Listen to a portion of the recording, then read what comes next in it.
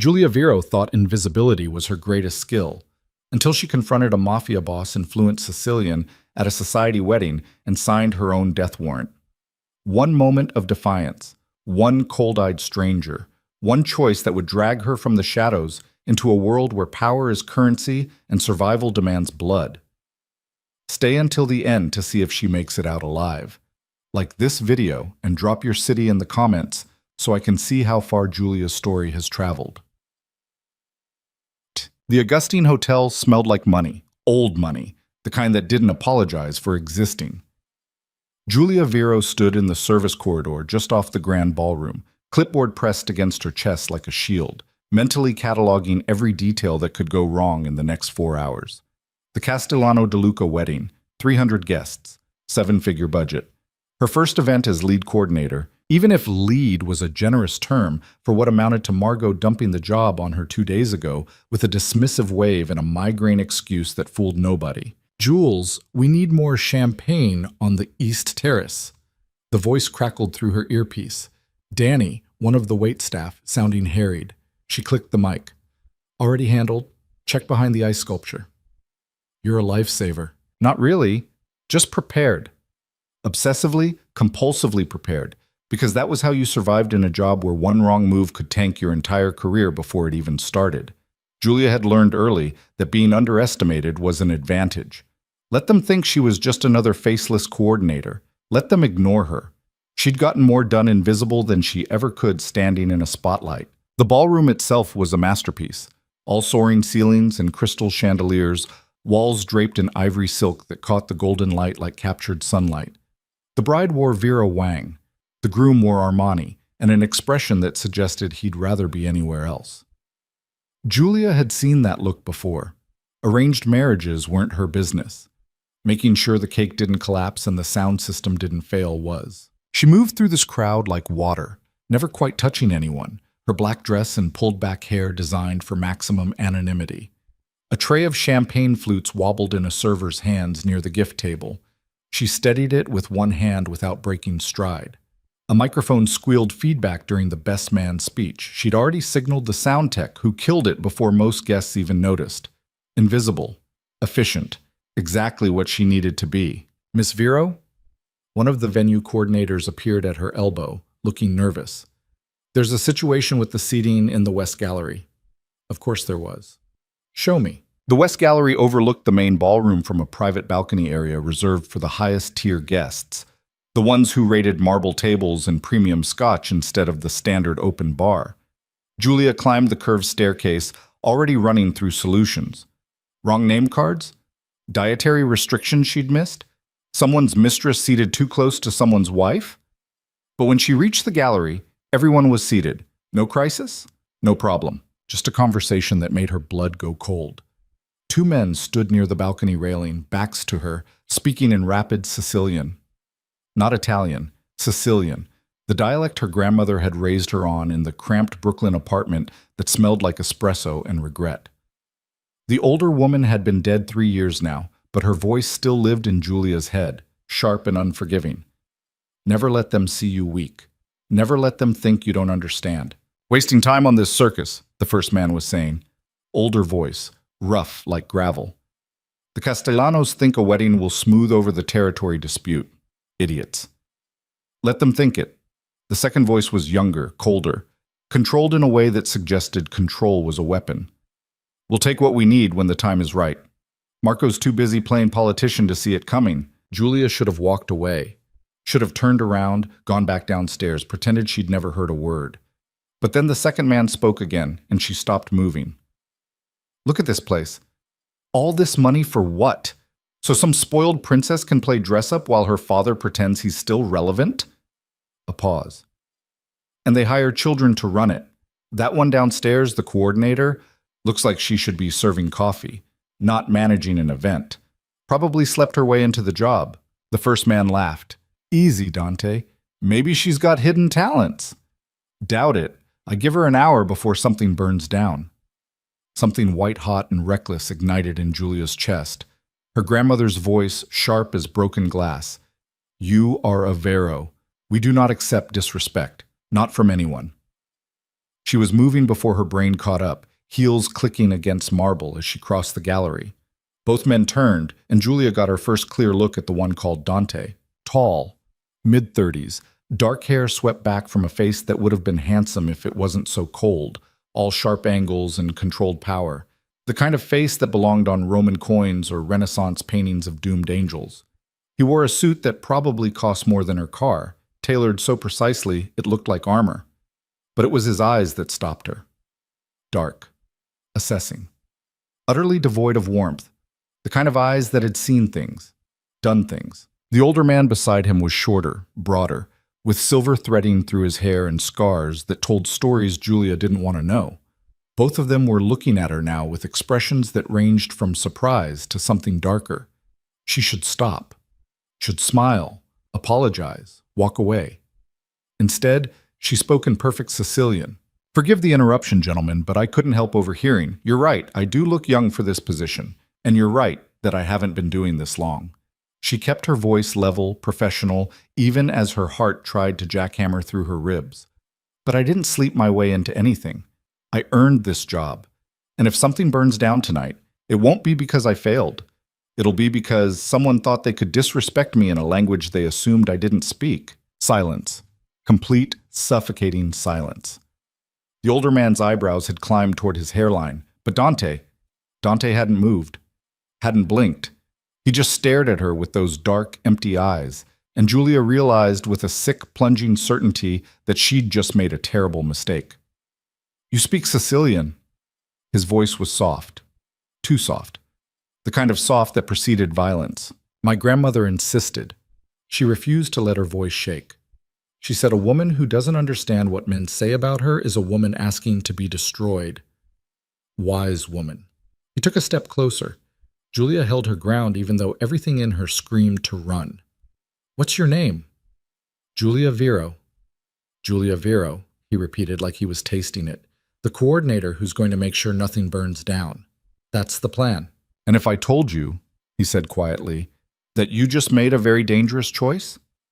Then I'd say respect is worth the risk." Something flickered in his expression. Not anger, not amusement. Something else. Something that made her skin prickle with warning. "Dante, we should—" the older man started, but Dante raised one hand and he fell silent immediately. "No," Dante said, still watching Julia like she was a puzzle he couldn't solve. "I think Miss Vero has earned our respect tonight." He tilted his head slightly. "Tell me, are all your staff so bold? Just the ones who were raised by Sicilian grandmothers? And where is this grandmother now?" "Dead." "I'm sorry." He didn't sound sorry. He sounded curious. Julia's earpiece crackled, Danny again, asking about the cake service timing. She needed to go. Needed to get away from this man and his dead eyes, and the way he looked at her like he was deciding whether she was prey or something more interesting. "If you'll excuse me," she said, switching back to English. "I have a wedding to coordinate." She turned to leave, but his voice stopped her. "Miss Vero." She looked back. "Mistake. We'll be watching," Dante said softly, "to see if anything burns down." It wasn't a threat. It was worse. It was a promise. Chekhaket. Julia made it down the stairs and into the service corridor before her hands started shaking. She braced herself against the wall, breathing hard, trying to process what the hell she'd just done. Confronted a man in Sicilian, a man whose friend called him Dante, a man who looked at her like, "Hey, you okay?" One of the servers, Maria, sweet kid, always worried, paused with a tray of appetizers. "Fine." Julia straightened, forced her hand steady. "Just need a second." "You look like you saw a ghost." "Close enough." "I'm good. Check on the photographer. Make sure he's getting the couple's exit shots." Maria nodded and disappeared. Julia pressed her fingers against her temples, willing her pulse to slow down. She'd worked too hard for this job. Clawed her way up from unpaid intern to assistant coordinator to, barely, lead on this event.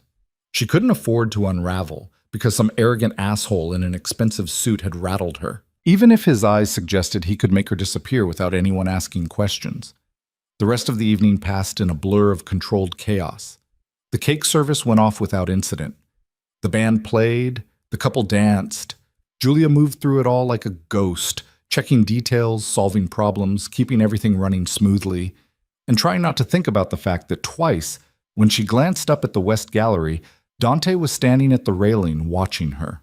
Not watching the wedding, watching her. By the time the last guest left and the cleanup crew started breaking down the space, Julia's nerves were worn to nothing. She'd done it. No fires, no disasters, a perfect execution that would look great on her resume and maybe, finally, earn her some respect from Margot and the senior coordinators. But that wasn't what occupied her mind as she gathered her things and headed for the parking garage. "We'll be watching." She pulled out her phone, fingers hovering over the search bar. Dante. Sicilian. Augustine Hotel. But she didn't type anything, didn't search, because part of her already knew. Men like that didn't just attend weddings. They owned the people getting married. The parking garage was nearly empty, fluorescent lights buzzing overhead like dying insects. Julia's heels echoed against concrete as she made her way to her car, a 12-year-old Honda that had seen better days but still ran, which was all she could afford. She was 10 feet from the driver's door when she heard footsteps behind her. Julia spun, keys clutched in her fist like a weapon. But it wasn't Dante. It was the older man who'd been with him, the one with silver hair and scars. "Easy," he said, raising both hands. "Not here to hurt you." "Then what do you want?" "To give you some advice." He stopped a careful distance away, hands still visible. "You're a smart girl, Miss Vero. Smart enough to speak Sicilian. Smart enough to manage an event like tonight without breaking a sweat. But you're not smart enough to know when to keep your mouth shut." "Is that a threat?" "A warning. Dante Vitali doesn't forget insults. And he doesn't forget interesting people either. Tonight, you became interesting." The name hit her like cold water. Vitali. She knew that name. Everyone in the city knew that name, even if they pretended not to. The Vitali family controlled half the port, most of the construction unions, and enough legitimate businesses to make the illegal ones look like hobbies. They were old money, old power, the kind of family that appeared in newspaper charity galas and federal investigations with equal frequency, and she'd just told the heir to that empire to go to hell in his grandmother's language. "I didn't know who he was," Julia said quietly. "That's the only reason you're still walking." The older man, she didn't have a name for him, didn't want one, studied her with eyes that had seen too much. "Go home, Miss Vero. Forget tonight happened. And if Dante Vitali ever crosses your path again, run." He turned and walked away, disappearing into the shadows between cars. Julia stood there for a long moment, keys still clutched in her hand, heart hammering. Then she got in her car, locked the doors, and drove home through empty streets, checking her rearview mirror every 30 seconds. No one followed her. But she couldn't shake the feeling that somewhere, somehow, Dante Vitali was still watching. E.T. Julia's apartment was a 6th-floor walk-up in a neighborhood the real estate agents generously called transitional. Translation: cheap rent if you didn't mind the occasional broken elevator and the sound of your neighbor's arguments through paper-thin walls. But it was hers. A studio barely big enough for a bed, a kitchenette, and a second-hand desk where she worked on event proposals until her eyes burned. She dropped her bag on the floor, kicked off her heels, and collapsed onto the bed without bothering to change. Her phone buzzed. A text from Danny. "You were amazing tonight. Margot better give you credit." Julia typed back, not holding my breath. But that wasn't what consumed her thoughts. She stared at the ceiling, replaying the conversation in the West Gallery. The way Dante had looked at her, not angry, not embarrassed, just interested. Like she was a problem he wanted to solve. Her grandmother's voice echoed, "Never let them think you don't understand." "I understood," Julia whispered to the empty room. "I just didn't know what it would cost, Chad." Monday morning came too fast. Julia dragged herself to the office, a converted warehouse in the arts district where Margot ran her event planning business with the efficiency of a general and the empathy of a parking meter.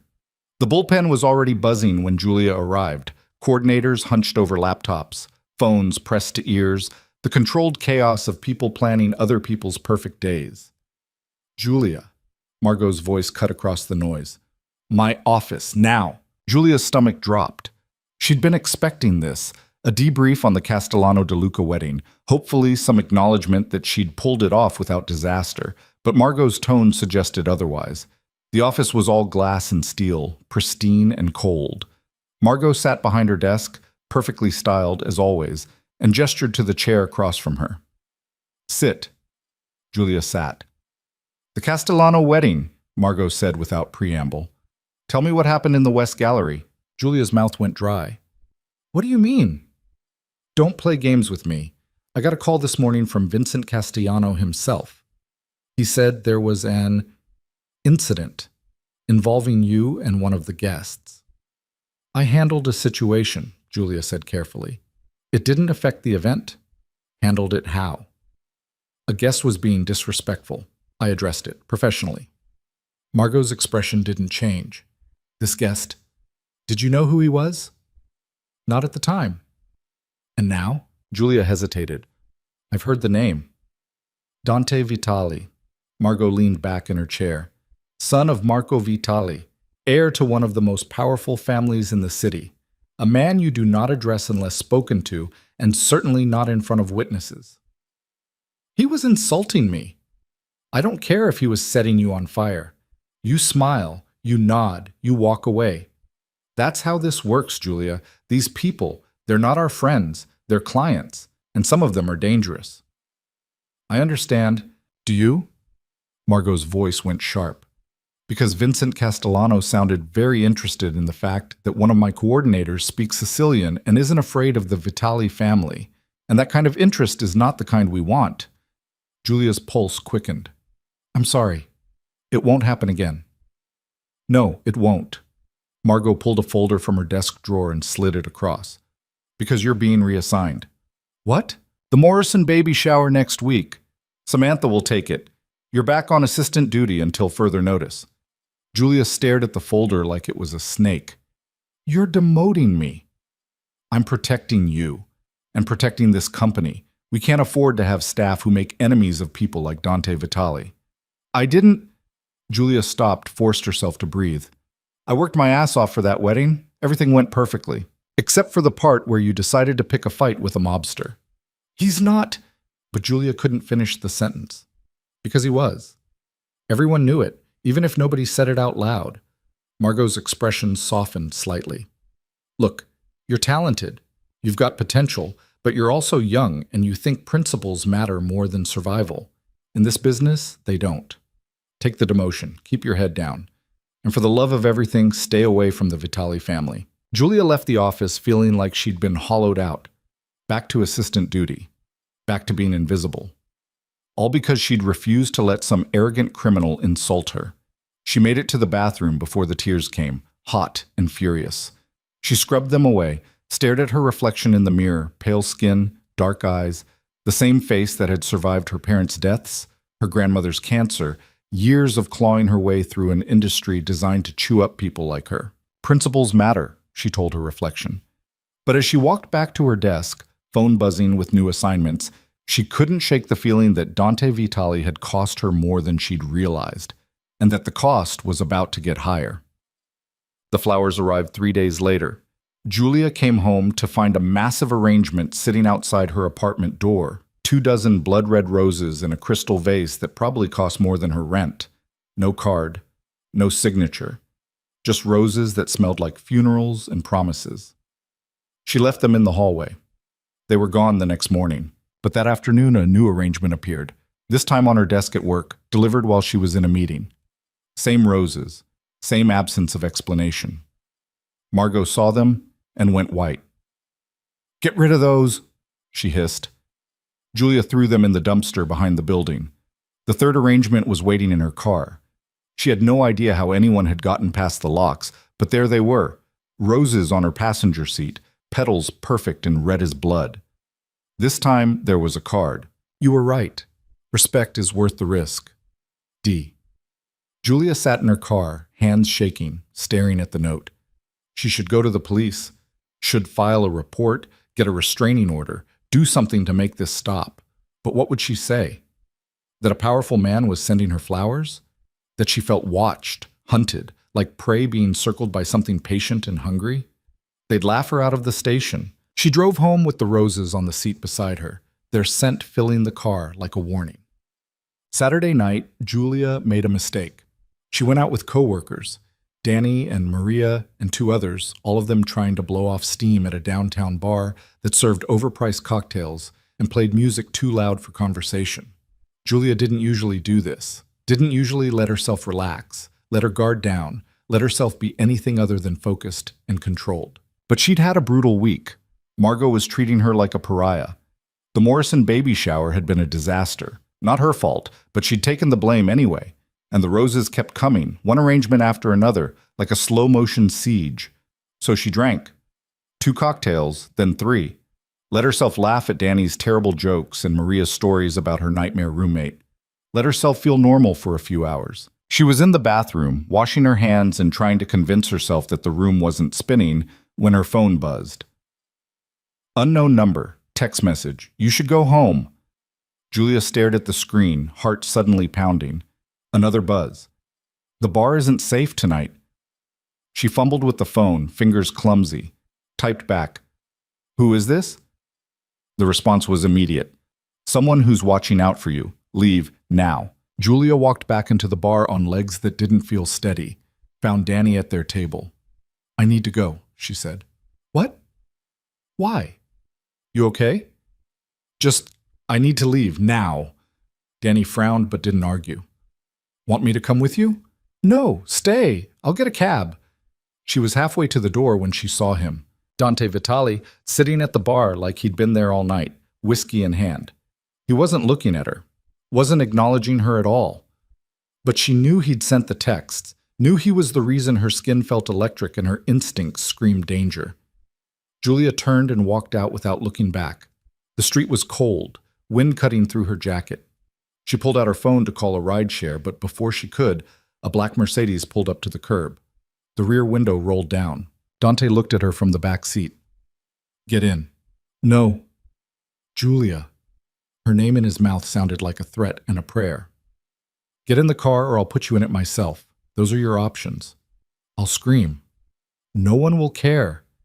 He said it flatly, without malice. Just fact. Julia looked around. The street was empty except for a homeless man sleeping in a doorway and a couple too drunk to notice anything. No witnesses, no help. She got in the car. The door closed behind her with a sound like a coffin ceiling. The driver pulled away from the curb before she'd even fastened her seatbelt. Dante sat on the opposite seat, watching her with those dark, unreadable eyes. "Where are we going?" Julia's voice came out steadier than she felt. "Somewhere safe." "Safe from what?" "From the men who were planning to grab you outside that bar in about 10 minutes. Julia's breath caught. "What?" "You made an impression at the Castellano wedding, Julia. Not just on me. The De Luca family is interested in anyone connected to the Vitalis, and you became connected the moment you spoke to me in Sicilian. I'm not connected to anything. I'm an event coordinator." "You were." He shifted slightly and she caught the edge of something under his jacket. A gun, she realized with sick certainty. "Now you're something else. Now you're visible. And in my world, that's dangerous." "I didn't ask for this." "No, you asked for respect. Welcome to the cost." The car wound through streets Julia didn't recognize, heading away from downtown into an area where the buildings grew larger and the darkness felt deliberate. She should be terrified, should be fighting, screaming, trying to escape, but a horrible, traitorous part of her was curious. "Why are you doing this?" she asked quietly. Dante was silent for a long moment, then, "Because you're the first person in 5 years who looked me in the eye and told me to go to hell. And because letting the De Lucas take you would be a waste." "A waste of what?" He turned to face her fully, and the intensity in his gaze made her breath catch. "Of potential." The car stopped. They were outside a building Julia had never seen before, all glass and steel, modern and expensive, with security cameras visible at every angle. Dante's building, she realized. His territory. "Come on," he said, already moving. "I'm not going in there." "Yes, you are." He paused, looked back at her. "Because if you don't, you'll be dead before sunrise. Those are the stakes now, Julia. Adapt or die." She followed him inside because she was out of options. The elevator ride to the penthouse was silent. Julia kept her arms wrapped around herself, trying to process what was happening. She'd been kidnapped. That's what this was. A kidnapping by a man who sent her roses and spoke in riddles and looked at her like she was a problem worth solving. The penthouse was exactly what she'd expected. All dark wood and leather, expensive art on the walls, floor-to-ceiling windows overlooking the city. A place designed to intimidate. Dante poured himself a drink. Didn't offer her one. "You'll stay here tonight," he said. "Tomorrow, we'll figure out next steps." "Next steps for what?" "For keeping you alive." "I don't need—" "You don't get to decide that anymore." His voice went hard. "You stopped being invisible when you confronted me. You became a piece on the board, and pieces either play or get taken." Julia felt something crack inside her. Fear, anger, helplessness all tangled together. "I didn't choose this." "No. But you chose to speak up. You chose principles over survival. So now you live with the consequences." "And what are those consequences?" Dante set down his glass, crossed the room until he was standing close enough that she could feel the heat coming off him, smell the expensive cologne and something darker underneath, smoke and gunpowder and danger. "You stay close to me," he said quietly. "You do what I tell you, and maybe, if you're smart and lucky, you survive long enough to hate me properly."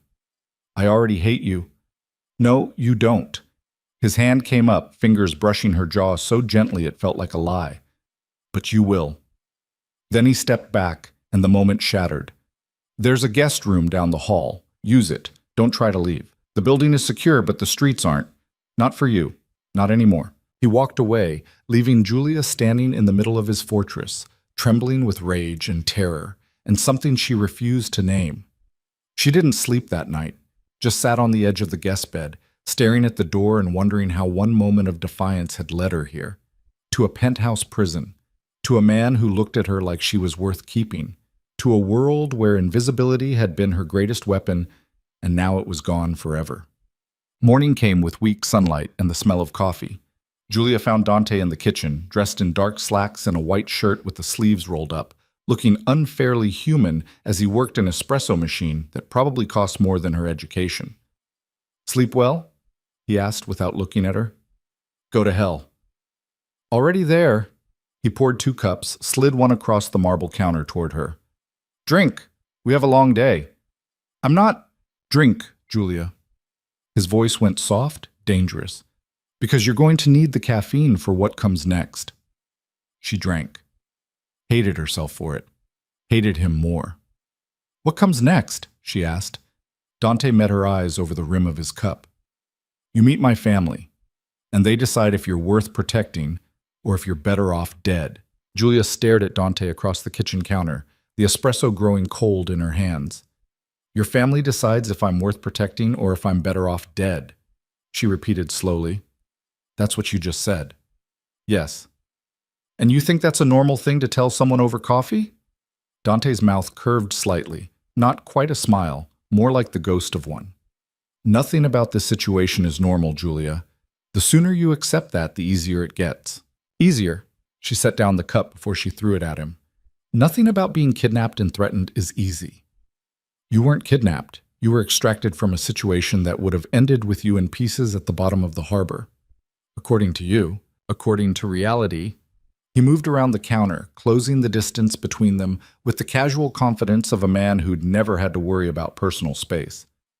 "The DeLuca family doesn't make threats, Julia. They make examples, and you became interesting to them the moment you became interesting to me.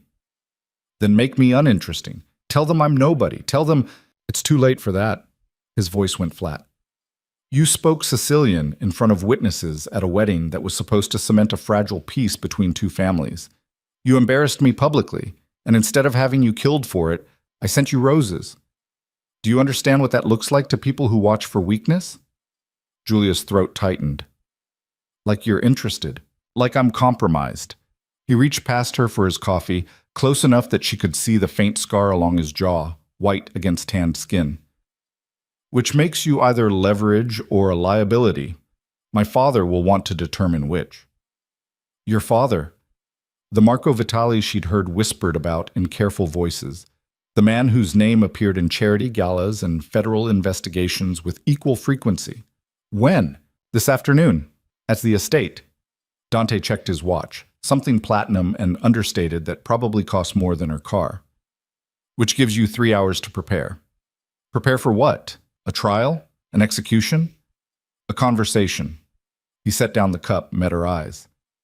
With people who will decide if you live or die based on how you handle yourself. So I suggest you find whatever spine made you confront me in the first place, because you're going to need it. Julia wanted to argue, wanted to run, but the exhaustion of the past few days hit her all at once.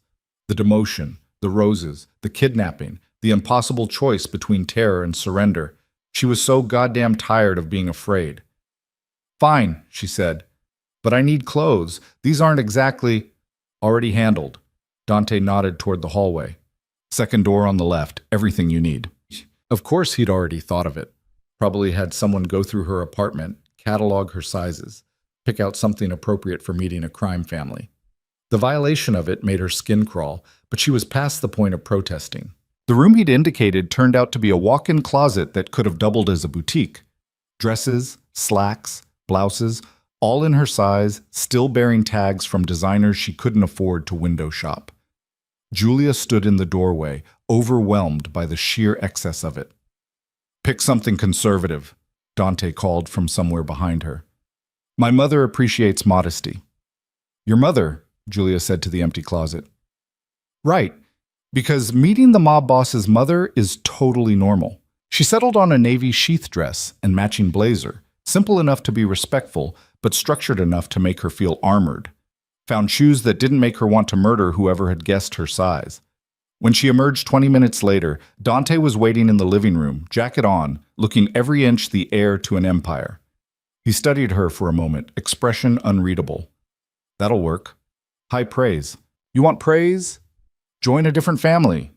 He headed for the elevator. Come on, we're late. The drive took them out of the city, into suburbs that gradually gave way to estates hidden behind stone walls and iron gates. Julia watched the landscape change through the Mercedes's tinted windows, trying to keep her breathing steady. Dante sat beside her, silent, scrolling through messages on his phone with the detached focus of someone reviewing kill orders or stock portfolios, or both. Why are you doing this? Julia asked finally. He didn't look up. Doing what? Protecting me. You could have just let them take me. Let this whole thing disappear. I could have. He set down the phone. But I didn't. That's not an answer. It's the only one you're getting right now. He turned to face her, and the intensity in his gaze made her breath catch. You think I owe you explanations, Julia? I don't. What I owe you is a chance to survive what you started. Whether you take it is up to you. I didn't start anything. You confronted a man you didn't know, in a language that marked you as family, in front of witnesses who report every breath I take back to my father. You started something. Own it. Julia wanted to scream at him, wanted to demand he take her home, let her go, pretend none of this had happened. But the rational part of her brain, the part that had gotten her through her parents' funeral and her grandmother's cancer and years of fighting for scraps in an industry designed to break her, knew he was right. She'd made a choice. Now she had to live with it. The Vitali estate appeared beyond a final turn, a sprawling Mediterranean-style compound that looked like it had been airlifted from the Italian coast and dropped into American suburbia. Manicured gardens, a circular driveway with a fountain centerpiece, security cameras visible despite obvious efforts to hide them. Money and power made architecture. Dante's phone buzzed. He glanced at it, expression tightening. They're waiting. Who's they? Everyone who matters. He pocketed the phone. Listen carefully. When we go inside, you speak only when spoken to. You answer questions honestly but briefly. You do not offer information. You do not try to charm anyone. And you absolutely do not mention what you heard at the Castellano wedding. Understood? What if they ask? They won't, because they already know. He opened the car door. My family doesn't ask questions they don't already have answers to. They ask questions to see if you'll lie. Julia followed him up marble steps to a front door that opened before they reached it. A man in a suit, security clearly, nodded at Dante and stepped aside. The interior was exactly what Julia had imagined. High ceilings, expensive art, the kind of timeless elegance that screamed old money trying very hard not to look new. Dante. A woman appeared at the top of a curved staircase, descending with the kind of grace that came from finishing schools and careful breeding. Mid-50s, perfectly styled dark hair, a dove gray dress that probably cost more than Julia made in 6 months. You're late, Traffic, Mama. Dante moved forward, kissed both her cheeks with practiced ease. This is Julia Vero. The woman turned her attention to Julia, and the temperature in the room seemed to drop 10 degrees. Miss Vero, I've heard a great deal about you. Nothing good, I imagine, Julia said before she could stop herself. A flicker of something, amusement, approval, crossed the woman's face. On the contrary, my son speaks very highly of your directness. She extended a hand. Carlotta Vitali, welcome to our home. Julia shook it, trying not to think about how many lives this woman's husband had ended. Thank you for having me. Oh, it's not a social call, dear. Come.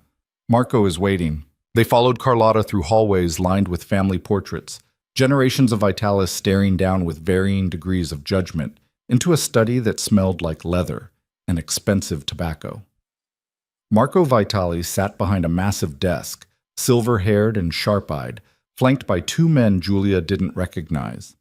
The man from the parking garage, the one who'd warned her to run, stood by the window, expression carefully neutral.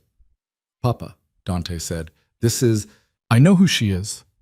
Marco's voice was surprisingly soft, but it carried the weight of absolute authority. Sit down, Miss Vero. Julia sat in the chair across from his desk, spine straight, hands folded in her lap. Every instinct screamed at her to run, but she held her ground. Beside her, Dante remained standing, a silent presence. Marco studied her for a long moment. You speak Sicilian? Yes. Where did you learn? My grandmother. She was from Palermo. And her name? Julia hesitated. Giving him information felt like handing over ammunition, but lying would be worse. Sofia Russo. Before she married. Something shifted in Marco's expression. Russo. From the old district near the market?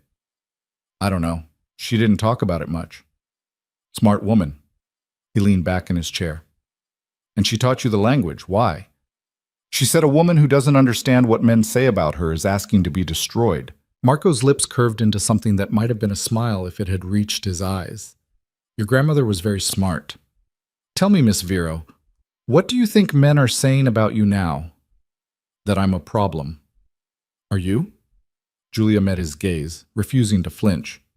Not intentionally, but you became one anyway. He picked up a pen, tapped it against the desk.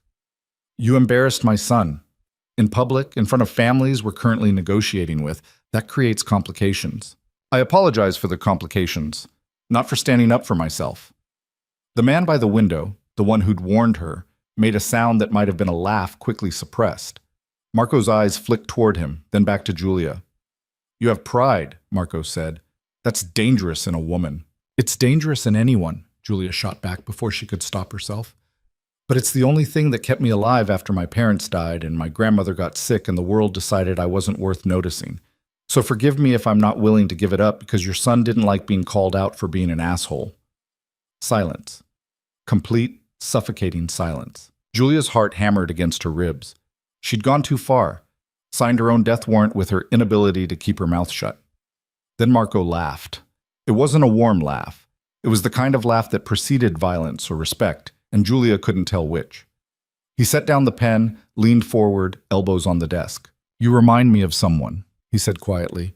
Someone who also thought pride mattered more than survival. She was wrong, but she was also brave. His gaze shifted to Dante. Your mother would like her. I already do, Carlotta said from the doorway, making Julia jump. She hadn't noticed the woman follow them in. She's got fire. Stupidity too, but fire burns that away eventually. The question, Marco continued, is what we do with her. The DeLucas know Dante intervened when their men tried to grab her. That makes her significant. We can either use that or eliminate the complication entirely. Julia's blood went cold. Eliminate. It's a word we use for problems, Miss Vero. You are currently a problem. Papa, Dante started, but Marco raised a hand. I'm not finished. He turned back to Julia. You have two options. Option one, you disappear. We relocate you somewhere the DeLucas won't find you. New city, new identity, new life. You walk away from all of this and never look back. And option two? You stay. Under my son's protection, which means you become part of this family's concerns. You go where he goes. You do what he says. And you accept that your life is no longer entirely your own. Julia looked at Dante. He was watching her with those dark, unreadable eyes, expression giving nothing away. That's not protection. That's ownership. In this world, Marco said, they're the same thing. Then I choose option 1. I'll disappear. No, Dante said quietly. Everyone turned to look at him. He kept his eyes on Julia, something fierce and possessive burning behind the careful control. She stays, he said, under my protection. That's non-negotiable. Dante, Marco began, she stays, Papa, or I walk away from all of this. The business, the family, everything. His voice was calm, but Julia heard the steel underneath. Your choice. Carlotta made a small sound. Surprise or satisfaction, Julia couldn't tell. Marco's expression went very still, the kind of still that preceded either violence or capitulation. You would risk everything for a woman you barely know, Marco said. I would risk everything for a woman who looked me in the eye and refused to back down. Yes. Marco studied his son for a long moment. Then he sighed, suddenly looking every one of his 60-some years. You're just like your mother, stubborn and reckless and too damn noble for your own good. Is that a yes? Dante asked. That's a, if this blows up in your face, don't come crying to me. Marco turned back to Julia. Welcome to the family, Miss Vero. Try not to get my son killed. Julia felt like the floor had dropped out from under her. I didn't agree to anything. You lost the right to agree or disagree when you spoke Sicilian at that wedding, Marco said flatly. Now you adapt or you die. Those are your options. Dante's giving you a third choice. Survive under his protection. I suggest you take it. She looked at Dante again, searching for some sign that this was negotiable, found nothing but certainty. Fine, she said, voice shaking, but I want conditions. Marco's eyebrows rose. You're bargaining? If I'm giving up my life, I want something in return. And what would that be? Julia thought fast, trying to grab onto something that would give her some measure of control in a situation designed to strip it away. I keep working. I don't become some kept woman sitting in a penthouse waiting for danger to show up. I keep my job, my apartment, my life, or as much of it as possible. Absolutely not, Dante said. Your apartment isn't secure. Your job puts you in public, which is exactly why I need it. Julia stood, facing him directly. You want me to survive this? Fine, but I survive as me, not as some shadow of myself. I need to work. I need something that's mine. It's too dangerous. Everything's dangerous now. At least let me be useful. Dante's jaw tightened. She could see him calculating, weighing risks against benefits. Finally, he turned to his father. She can work, but only events we control. Private functions, family business. There's a lot of family business, the man by the window said mildly. Then she'll be busy. Dante looked back at Julia. That's the compromise. Take it or leave it.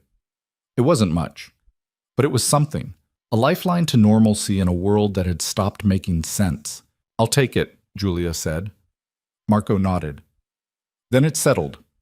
Luca, he gestured to the man by the window. You'll coordinate with Dante on security protocols. I want her covered at all times. If the DeLucas make a move, I want to know before they finish thinking about it. Luca, finally, a name for the man who'd warned her in the parking garage, nodded. Understood. Good. Marco stood, signaling the meeting's end. Miss Vero, a word of advice. You've chosen a dangerous path.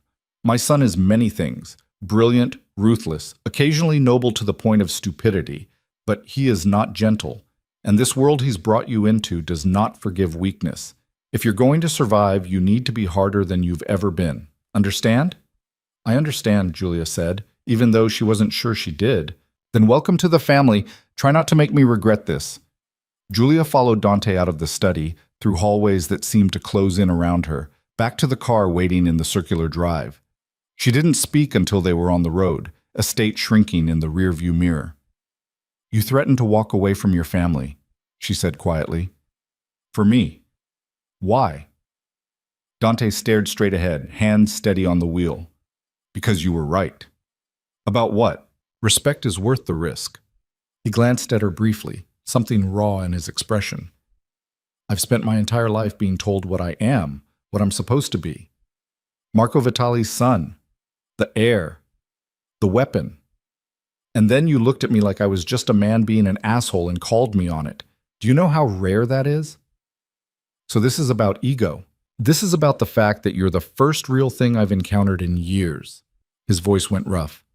Everything in my world is calculated, Julia. Every conversation, every alliance, every goddamn breath is part of some larger strategy. But you were just honest. Stupidly, recklessly honest. And I wasn't about to let the DeLucas take that away. Julia didn't know what to say to that. Didn't know how to process the fact that her impulsive confrontation at a wedding had led to this. Protection from a man who looked at her like she was a problem he wanted to solve and a treasure he refused to lose.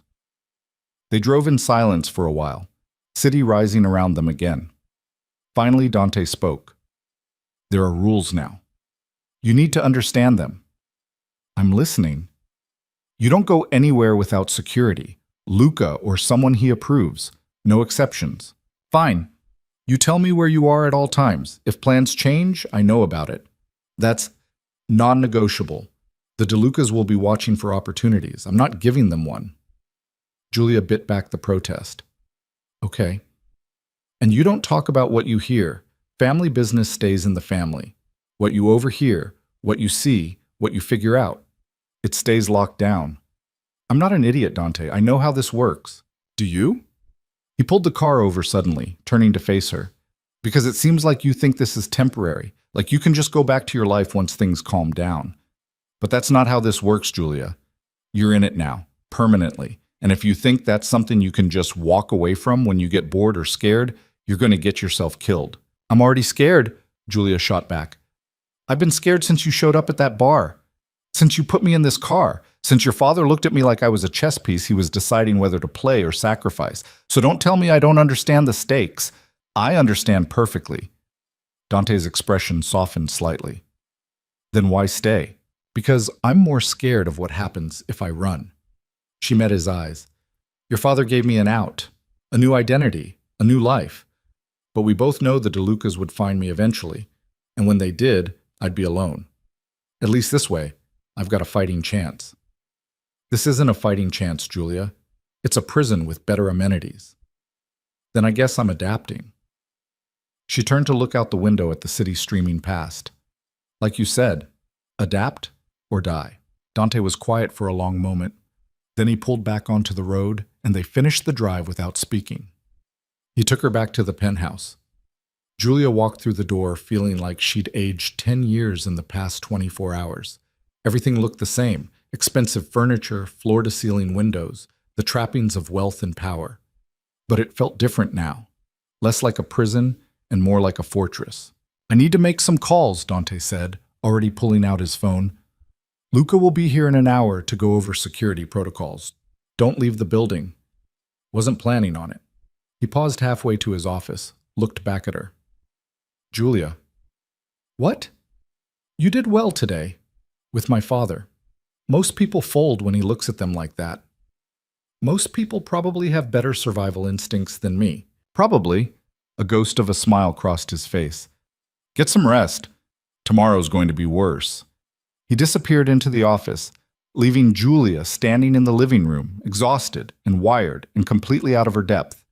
She made it to the guest room, sat on the edge of the bed, and let herself shake for the first time since this whole nightmare started. Her phone, her actual phone, which she'd left in her purse, buzzed with messages.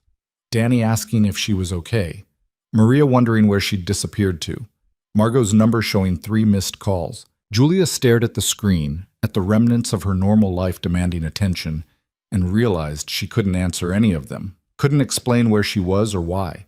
Couldn't pretend everything was fine when she'd just agreed to become property of a crime family to avoid being murdered by their rivals. She turned off the phone. Luca arrived exactly 1 hour later, carrying a tablet and wearing the expression of a man who'd drawn the short straw. He sat across from Julia at the kitchen counter and walked her through a security protocol that was simultaneously exhausting and terrifying.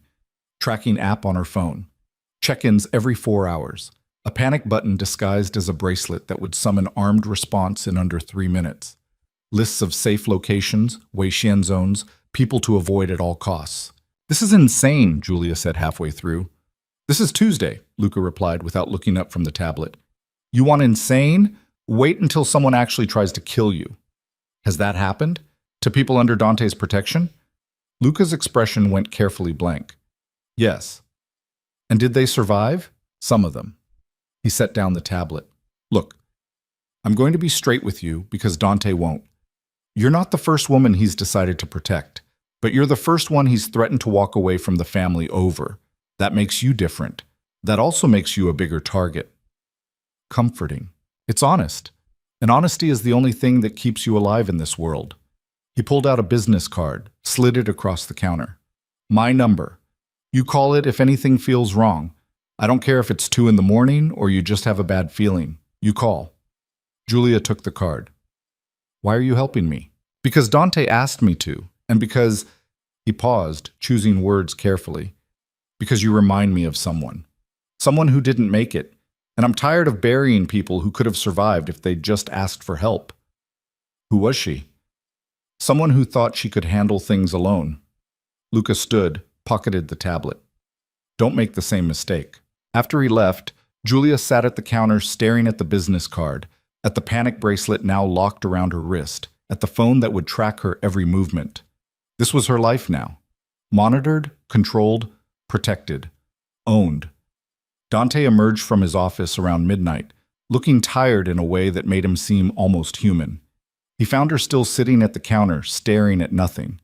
You should sleep, he said. Can't. Try.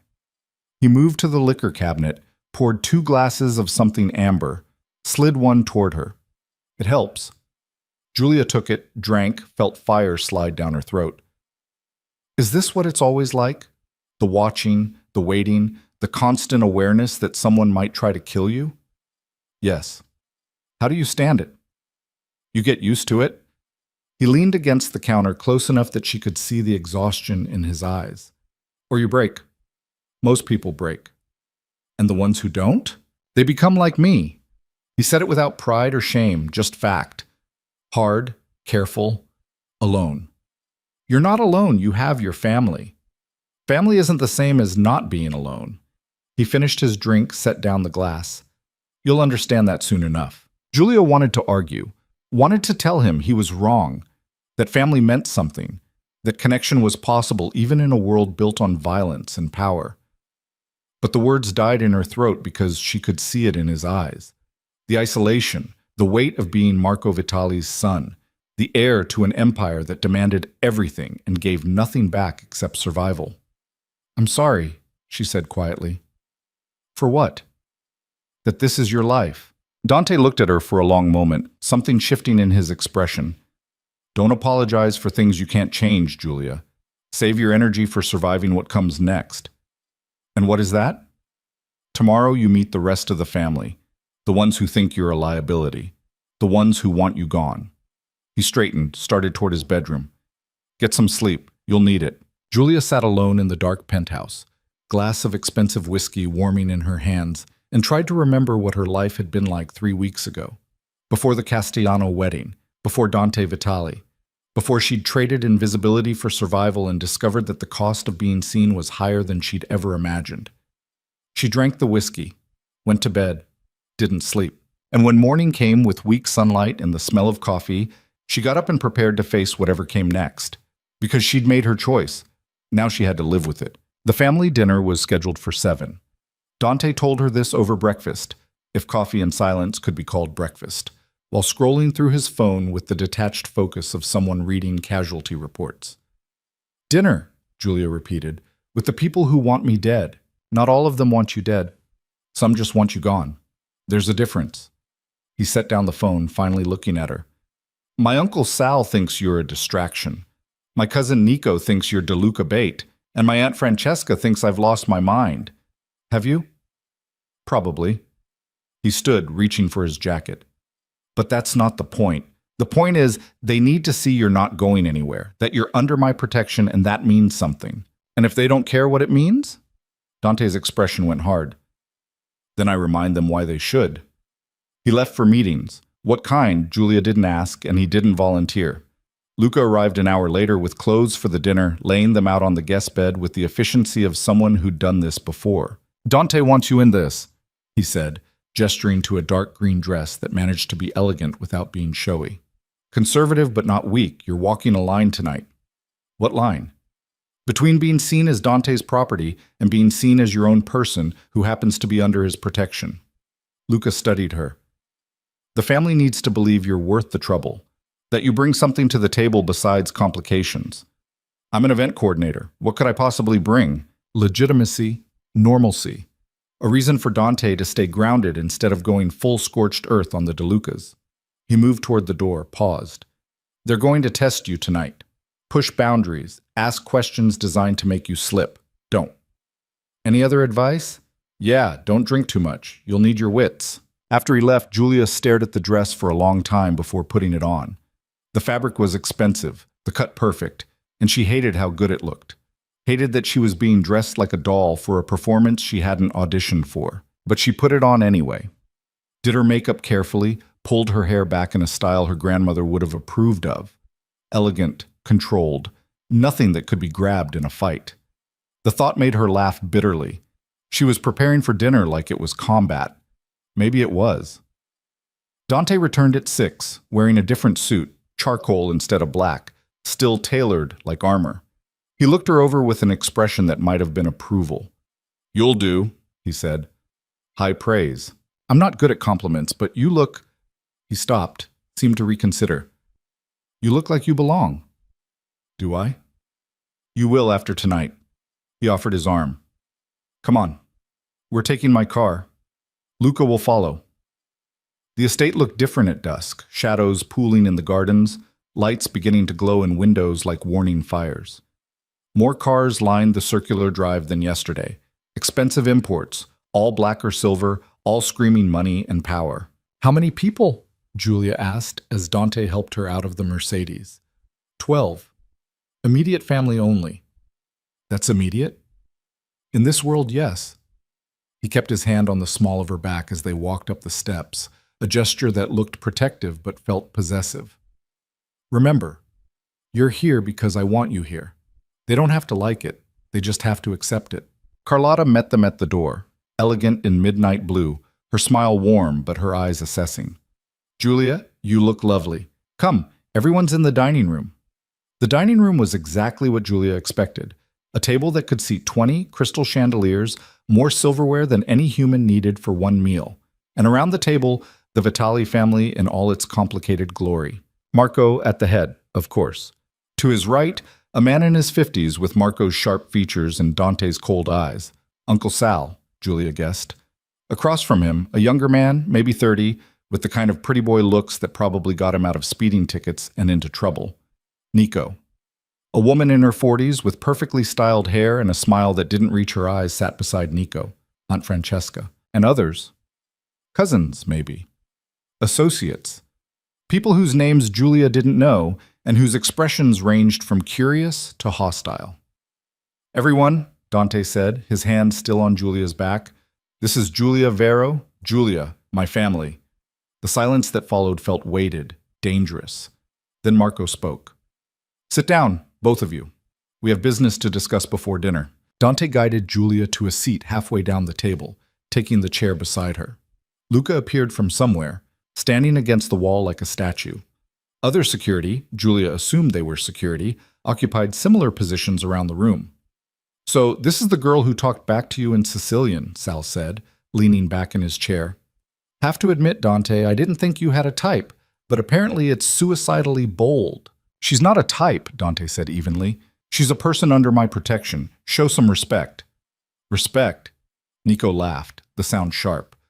"We're supposed to respect the event planner who stumbled into our world and now needs a full security detail because the DeLucas want her dead?" "The DeLucas want her dead because I made her interesting to them," Dante shot back. "That's on me, not her. And yet we're all paying the price," Francesca said, voice like honey over glass. "Security, resources diverted, negotiations complicated, all because you decided to play hero for a stranger." "I didn't ask for any of this," Julia said before she could stop herself. Every eye turned to her, She felt Dante tense beside her, but pressed on anyway. I confronted your nephew because he was being disrespectful. That's it. I didn't know who he was. Didn't know what world I was walking into. And if I could go back and keep my mouth shut, believe me, I would. But I can't, so here we are. Here we are, Sal repeated, with a civilian who knows too much sitting at our table. She knows what she needs to know, Dante said. Nothing more. And what's to stop her from going to the police, the FBI? Selling what she knows to the highest bidder? Me, Dante said flatly. I'm what stops her. Anyone who touches Julia answers to me. Anyone who threatens her answers to me. And anyone who thinks they can use her against this family will discover exactly how far I'm willing to go. The temperature in the room dropped. Marco watched his son with an expression Julia couldn't read, pride or concern or both. You're willing to go to war for her, Francesca said softly. Over a woman you barely know. I'm willing to go to war for what's right. Dante's voice stayed level, but Julia heard the steel underneath. She didn't ask to be dragged into this.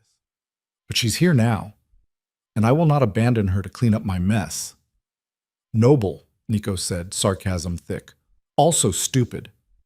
Careful, Luca said from his position against the wall. Just one word, but it carried enough weight that Nico's smirk faltered. Enough. Marco's voice cut through the tension. We're not here to debate whether Julia stays. That decision's made. We're here to determine how we manage the complications. Which are? Sal asked. The DeLucas know Dante intervened. They know he's protecting her. They'll use that. Marco turned to Julia. Tell me, Miss Vero, what do you know about the DeLuca family? Julia swallowed. Just what I've overheard. That they're rivals. That they wanted to grab me to get leverage over Dante. And what would you do if they succeeded? If they took you, threatened you, demanded information about this family? It was a test. Julia knew it was a test, but the only answer she had was the truth. I'd tell them everything I know, she said quietly, because staying alive matters more than protecting people who see me as a complication. More silence. Then Marco smiled. Honest, I like that. He looked at Dante. She's smarter than the last one. There was no last one, Dante said through his teeth. There was Isabel, Francesca said sweetly. Remember? The art dealer who thought she could handle our world? How did that end again? That's enough, Carlotta said, voice sharp. Isabel made her choices. Julia is making different ones. Is she? Sal leaned forward. Or is she just trapped with no way out? Both, Julia said, all eyes on her again. I'm trapped. I know that, but I'm also choosing to survive however I can. If that means working with Dante, learning your world, becoming someone you can use, fine. I'll do it, because the alternative is dying, and I'm not ready for that yet. Nico whistled low. She's got balls, I'll give her that. She's got survival instinct, Marco corrected, which is smarter than balls. He picked up his wine glass, studied Julia over the rim. Tell me something, Miss Vero. What do you think we do? This family. What's your understanding of our business? Another test.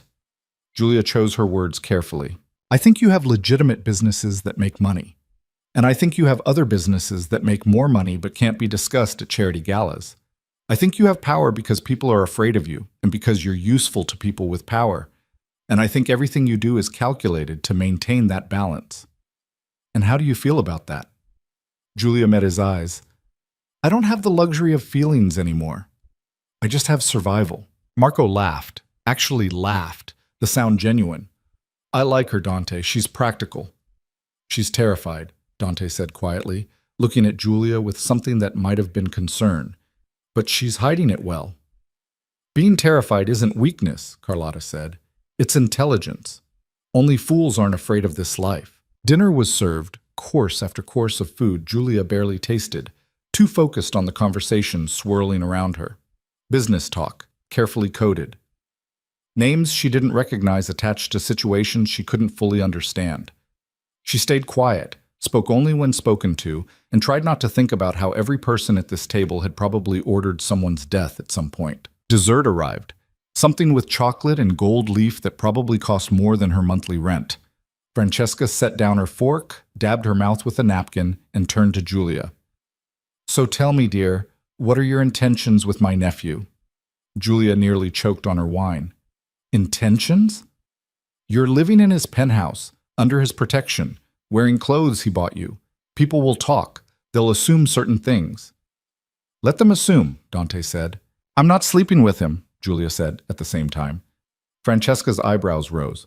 No? How modern. It's not like that.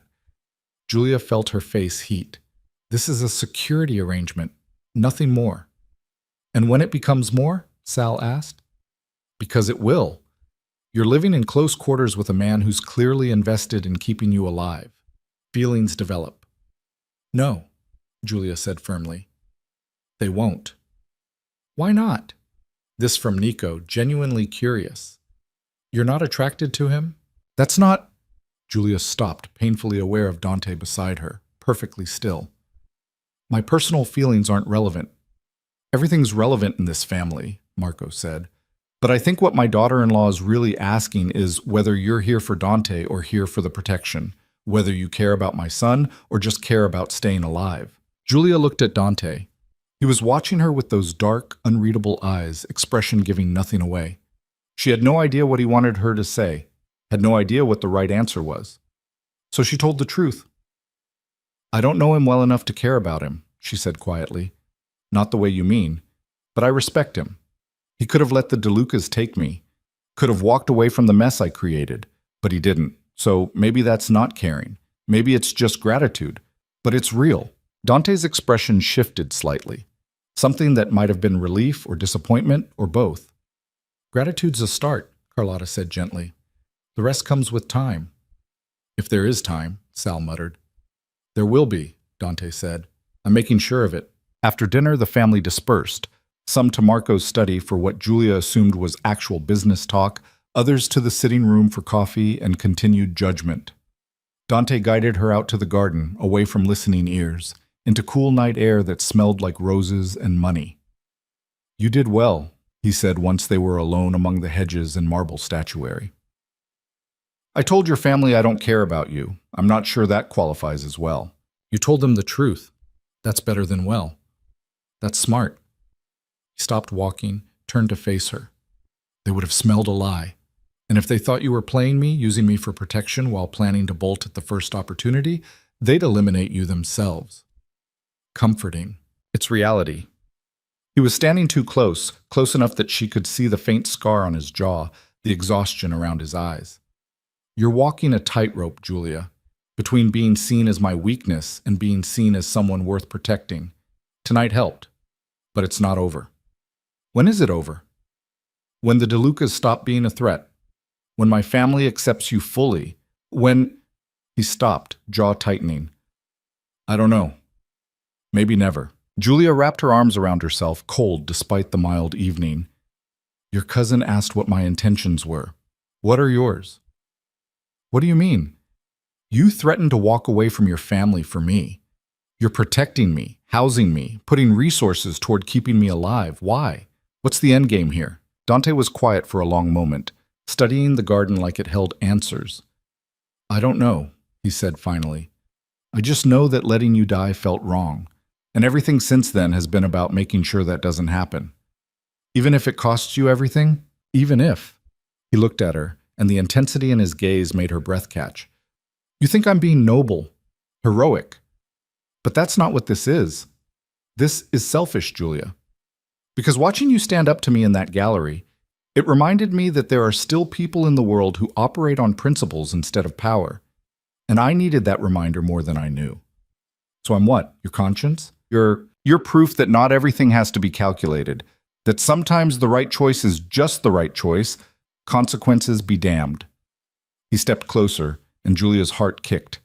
My father taught me that everything in this world is transactional, that every relationship, every alliance, every decision should serve a purpose. But you don't serve a purpose. You're just a complication, Julia finished. Human, Dante said. You're human. Real. And I haven't had something real in my life in longer than I can remember. The vulnerability in his voice nearly broke her. She wanted to reach for him, comfort him, tell him it would be okay. But nothing about this situation was okay. I don't know how to be what you need, she said quietly. I'm not asking you to be anything except yourself. He stepped back, breaking the moment. Come on, we should get you home before Sal decides to corner you with more questions. They drove back to the city in silence, Luca following in his own car. Julia stared out the window at lights blurring past and tried to process everything that had happened. She'd survived dinner with a crime family, had been tested and judged, and apparently found acceptable enough to keep breathing. But the cost kept rising. Every day in Dante's world, she felt herself changing, becoming harder, more careful, less like the woman who'd confronted an arrogant stranger, and more like someone who understood why you calculated everything before you spoke. Back at the penthouse, Dante disappeared into his office with Luca for what she assumed was a security debrief. Julia changed out of the green dress, pulled on the pajamas someone had left in her room, and sat on the edge of the bed staring at nothing. Her phone, still off, sat on the nightstand like an accusation. She turned it on. 47 messages. Most from Danny and Maria, worried. 3 from Margot, progressively angrier. 2 from numbers she didn't recognize. She ignored all of them except one from Danny. Where are you? We're worried sick. Julia typed back, I'm okay. Can't explain. Please don't worry. The response came immediately. That's not how worry works. Call me. She couldn't. Wouldn't know what to say. How to explain that she'd been absorbed into a crime family's protection detail because she'd made the mistake of having principles at the wrong time. A knock on the door made her jump. Come in. Dante entered, still in his dress shirt but with the sleeves rolled up, tie discarded. He looked tired and human and dangerously appealing. Luca's gone through the security footage from the past week, he said. No signs of DeLuca surveillance on the penthouse, but they're watching your old apartment and your office. So I really can't go back. Not safely. No. He leaned against the doorframe. I'm sorry. I know that's not what you want to hear. What I want doesn't seem to matter much anymore. It matters to me. He was quiet for a moment.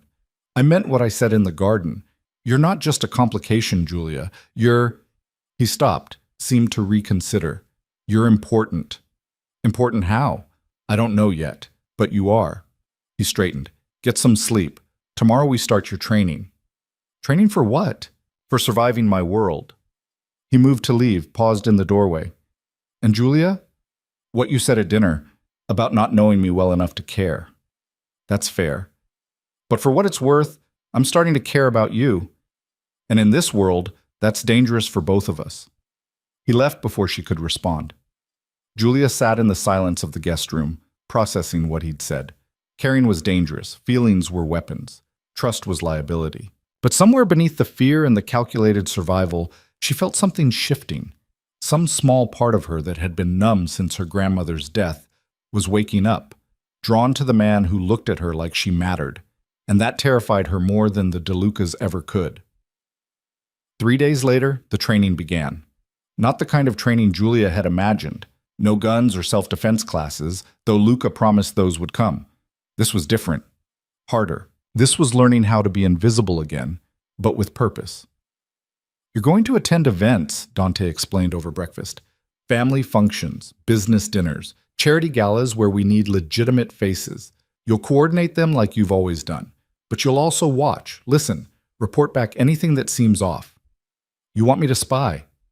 I want you to do what you do naturally. Notice things, people, patterns. You've got an eye for detail. That's valuable. And dangerous. Everything's dangerous now. Might as well be useful dangerous. The first event was a charity auction for the Children's Hospital. Legitimate, high profile, the kind of thing where the Vitali family showed their respectable face. Julia coordinated it with the precision she'd always brought to her work, but now she was watching for other things. Who spoke to whom? Who avoided whom? The tensions that flickered across faces when certain names were mentioned. She saw Nico talking to a man in an expensive suit, their body language suggesting an argument poorly concealed. Saw Francesca excuse herself 3 times to take phone calls, each one leaving her more agitated. Saw Marco work the room with the practiced ease of someone who knew exactly which strings to pull. And she saw Dante, always at the edge of her peripheral vision, watching her watch everyone else. You're getting better at this, Luca said during a quiet moment backstage. Most people can't track 3 conversations at once. I've been coordinating events for years. Tracking chaos is my job. This is different chaos. This is the kind that gets you killed if you miss something.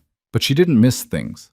At the second event, a private dinner for Marco's closest associates, she noticed the waiter who spent too much time near Marco's seat, hands shaking slightly when he poured wine. Mentioned it quietly to Dante, who had Luca remove the man for questioning. They found a recording device in his jacket pocket. De Luca Plant, Dante told her later. You potentially saved my father's life tonight. I just noticed the wrong pattern. That's all it takes. He looked at her with something like pride. You're adapting. She was.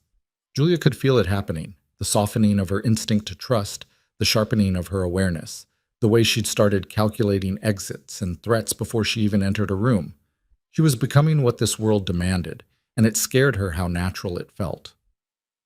The attack came on a Thursday.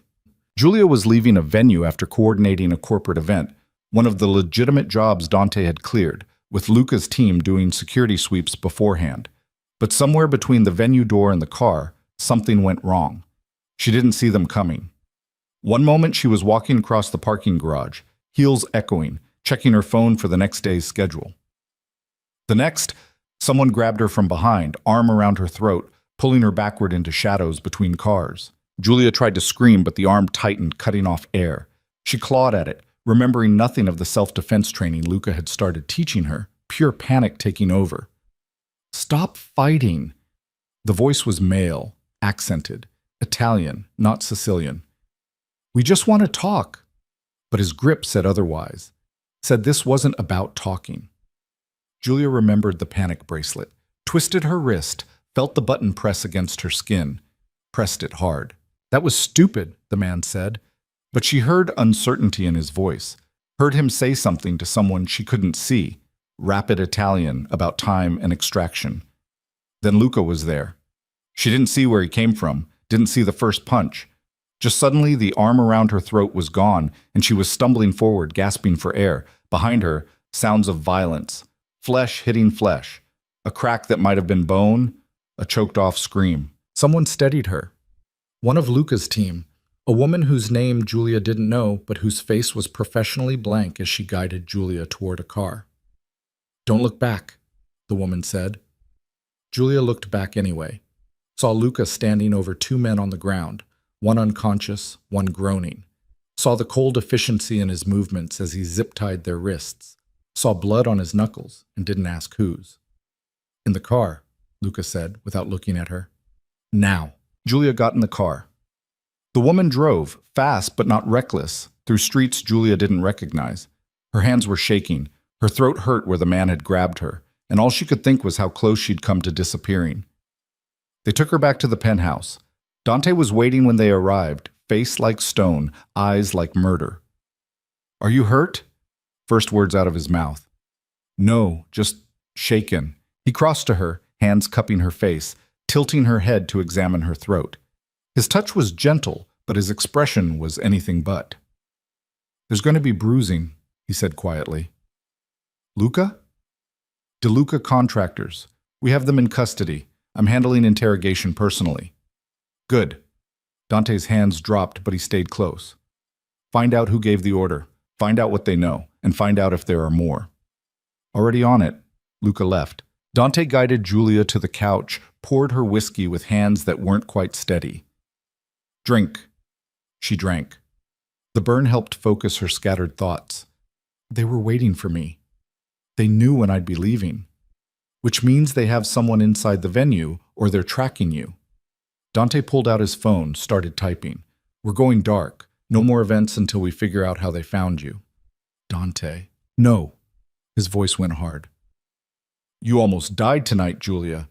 You think I'm letting you anywhere near public exposure until we've eliminated every leak? You can't keep me locked up forever. Watch me. He sat beside her, close enough that their knees touched. You're alive because you pressed that panic button. 3 more seconds, and... He stopped, jaw clenching. 3 more seconds, and I would have lost you. The rawness in his voice undid something in her chest. She set down the glass, turned to face him fully. But you didn't. I'm here. I'm okay. This time. His hand came up, fingers tracing the edge of the bruising on her throat with devastating gentleness. Next time you might not be. And I won't let that happen. Why? The question came out whispered. Why does it matter so much? Dante met her eyes, and what she saw there stole her breath. Because somewhere between the wedding and tonight, you stopped being a complication. You became the only real thing in my life, and I will burn this city to the ground before I let anyone take that away from me. Then he kissed her. It wasn't gentle, wasn't calculated. It was desperate and fierce and tasted like fear and relief, and something Julia didn't have a name for. She kissed him back before her brain could catch up, hands fisting in his shirt, pulling him closer. When they broke apart, both breathing hard, Dante rested his forehead against hers. That was a mistake, he said. Probably. We shouldn't, I know. But neither of them moved. And when he kissed her again, slower this time, Julia let herself fall into it. Let herself forget for just a moment that this was dangerous, that feelings were weapons, that caring about Dante Vitali could get her killed faster than any DeLuca assassin. Later, curled in the guest bed that had become hers, Julia touched her bruised throat and tried to process everything that had happened. The attack, the rescue, the kiss. The way Dante had looked at her like she was worth starting a war over. She was in too deep, had been since the moment she'd confronted him in Sicilian, but now she was drowning, and the terrifying part was that she wasn't sure she wanted to be saved. Her phone buzzed, a text from Dante. Are you sleeping? No. Me neither. Can I come in?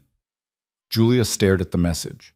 Knew what this was, knew where it would lead, knew all the reasons she should say no. Typed back. Yes. He appeared in her doorway moments later, barefoot, wearing sweatpants and a t-shirt that made him look dangerously human, vulnerable in a way she'd never seen. I can't stop thinking about what almost happened tonight, he said quietly. Neither can I. Come here. He held out a hand. Julia took it. Let him pull her close, wrap his arms around her, hold her like she was something precious instead of a complication. She pressed her face against his chest, felt his heartbeat steady and real. I'm not good at this, Dante said into her hair. Caring about people. Being vulnerable. My father taught me it was weakness. Your father's wrong. Maybe, but it's the only way I know how to survive. Julia pulled back enough to look at him. Then learn a new way. With me. Something in his expression cracked, and he kissed her again, softer this time, like a promise instead of a claiming. And when he asked if he could stay, she said yes. They didn't sleep, just lay together in the dark, talking in whispers about nothing and everything. His childhood in a family that weaponized affection. Her parents' car accident and the grandmother who'd raised her on stories and stubborn pride. The weight of being invisible and the terror of being seen. Somewhere before dawn, Julia fell asleep wrapped in his arms, safer than she'd felt in weeks despite the bruises on her throat and the knowledge that people wanted her dead. When she woke, Dante was gone. But there was a note on the pillow. We're not done. Not with the DeLucas. Not with each other. Stay close. D. Julia held the note and wondered if staying close to Dante Vitali meant survival or just a slower way to die. Then she got up and prepared to find out. The interrogation results came back 3 days later. Julia was drinking coffee in the kitchen when Dante walked in with Luca, both of them wearing expressions that made her stomach drop. The men who grabbed you, Dante said without preamble. They talked. And the order came from Vincent DeLuca himself. Not a rogue operation, not a warning. An actual kidnapping with instructions to extract information about our family's business interests. He set a folder on the counter, didn't open it. They were going to torture you, Julia. Film it. Send it to my father as a message. Julia's coffee went cold in her hands. What kind of message? That the Vitalis are weak, that we can't protect our own, that my decision to shelter you was the opening they needed. Dante's voice stayed level, but she heard the rage underneath. They wanted to make an example of you to get to me. So what happens now? Luca and Dante exchanged a look. Then Luca spoke. Dante's asked for a sit-down with the DeLucas. Neutral ground. Family heads only. That's insane, Julia said. They tried to kill me. Why would you... Because this ends one of two ways, Dante interrupted. Either we negotiate a truce that keeps you safe, or we go to war and a lot of people die. I'm trying to avoid the second option. By walking into a room with people who want you dead, they don't want me dead. They want me compromised. There's a difference. He moved closer, hands bracing on the counter on either side of her. But I need you to understand something. If this negotiation fails, if the DeLucas won't agree to leave you alone, then I'm going to do what I should have done the night they came for you. Which is? Eliminate the threat, permanently. Julia stared at him. You're talking about killing Vincent DeLuca. I'm talking about protecting what's mine. His eyes were dark, certain. You think I'm going to let them keep coming for you? Keep putting you in danger? No. Either they agree to peace or I remove them from the equation. That's murder, Dante. That's survival. He straightened. Welcome to my world, Julia, where sometimes the only way to protect the people you care about is to destroy the people trying to hurt them.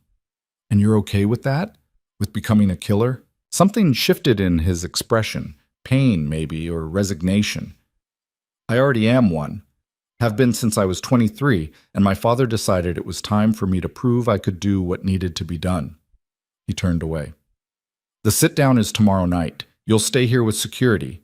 If something goes wrong, if I don't come back, Luca has instructions to get you out of the city. New identity, new life. The deal we should have made from the beginning. No. Julia set down her coffee, voice shaking. You don't get to make those decisions for me. I just did. Dante, this isn't negotiable, Julia. You want to be part of my world? Fine, but that means accepting that sometimes I have to walk into dangerous situations to keep you safe, and it means trusting that I know what I'm doing. Do you? He looked at her for a long moment. I know that I'm not losing you. Everything else is just details. After he left, Julia stood in the kitchen feeling like the floor had dropped out from under her. She'd known this was coming, known that eventually the fragile peace would shatter and Dante would have to make impossible choices. But knowing it intellectually and facing it in reality were different things. Luca found her an hour later, staring out the window at the city below. He's trying to protect you, Luca said quietly. By getting himself killed? By ending this before it escalates into a full war. He came to stand beside her. You need to understand something about Dante. He spent his entire life being told that caring about people is weakness, that emotions are liabilities, that the only thing that matters is power and survival. And then you showed up and reminded him that there are things worth protecting even if it costs everything. I didn't ask him to care about me. Doesn't matter. He does anyway. Luca was quiet for a moment. The last woman he tried to protect, Isabel, the one Francesca mentioned, she didn't make it. DeLuca hit squad got to her before we could evacuate. Dante found her body. That's when he stopped trying to save people, stopped letting himself feel anything except duty and rage. Julia's throat tightened. What changed? You did. You looked at him like he was just a man instead of a weapon, and somewhere along the way he started believing it might be true. Luca met her eyes. So if he comes back from this meeting alive, maybe tell him that, before he convinces himself that caring about you is going to get you killed like it did her. The rest of the day passed in agonizing slowness. Dante disappeared into his office for hours, emerging only to take calls in rapid Italian that Julia didn't try to translate. Security doubled. Men in suits appeared throughout the penthouse, checking exits, monitoring feeds, turning the space into a fortress. Julia tried to work, pulling up event proposals on her laptop, but the words blurred. All she could think about was Dante walking into a room with Vincent DeLuca, gambling his life on a negotiation that might end in bullets instead of agreements. Evening came. Dante emerged from his office wearing a different kind of armor, tailored suit, dark tie, the cold mask he wore when he needed to be Marco Vitali's son, instead of the man who'd held her through the night and whispered vulnerabilities in the dark. I'm leaving in 10 minutes, he said. Julia stood. Let me come with you. Absolutely not. They're negotiating about me. I should be there. You should be safe. That's all that matters. He crossed to her, hands cupping her face with devastating gentleness. If something goes wrong tonight, Luca will take care of you. Trust him. I don't want Luca. I want you to come back. I will. He kissed her forehead, soft and lingering. I promise. Don't make promises you can't keep. I never do. He stepped back, and the mask settled fully into place. The dangerous air, the calculated weapon, everything human locked away. Stay inside, stay safe. And Julia, if this goes badly and you have to run, don't look back, just survive. Then he was gone, Luca following, leaving Julia alone with security who wouldn't meet her eyes and a silence that felt like a countdown to something terrible. She lasted an hour before the waiting became unbearable. Tried to read, couldn't focus. Tried to sleep, couldn't stop imagining worst-case scenarios. Finally gave up and sat in the living room, staring at her phone, willing it to ring. It did, 2 hours later. Luca's number. Julia answered before the first ring finished. Is he... He's alive, but there's a problem. Her blood went cold. What kind of problem? The DeLucas agreed to a truce, but they want collateral. Collateral? You. They want to meet you. Verify you're not working with law enforcement, not recording conversations, not a threat to their operations. If you pass their test, they'll agree to leave you alone. And if I don't pass? Luca was silent for a beat too long. Then the truce fails and we go to war. When? Tomorrow. 1 hour. Neutral location. You, Dante, Vincent DeLuca, and his daughter Sofia.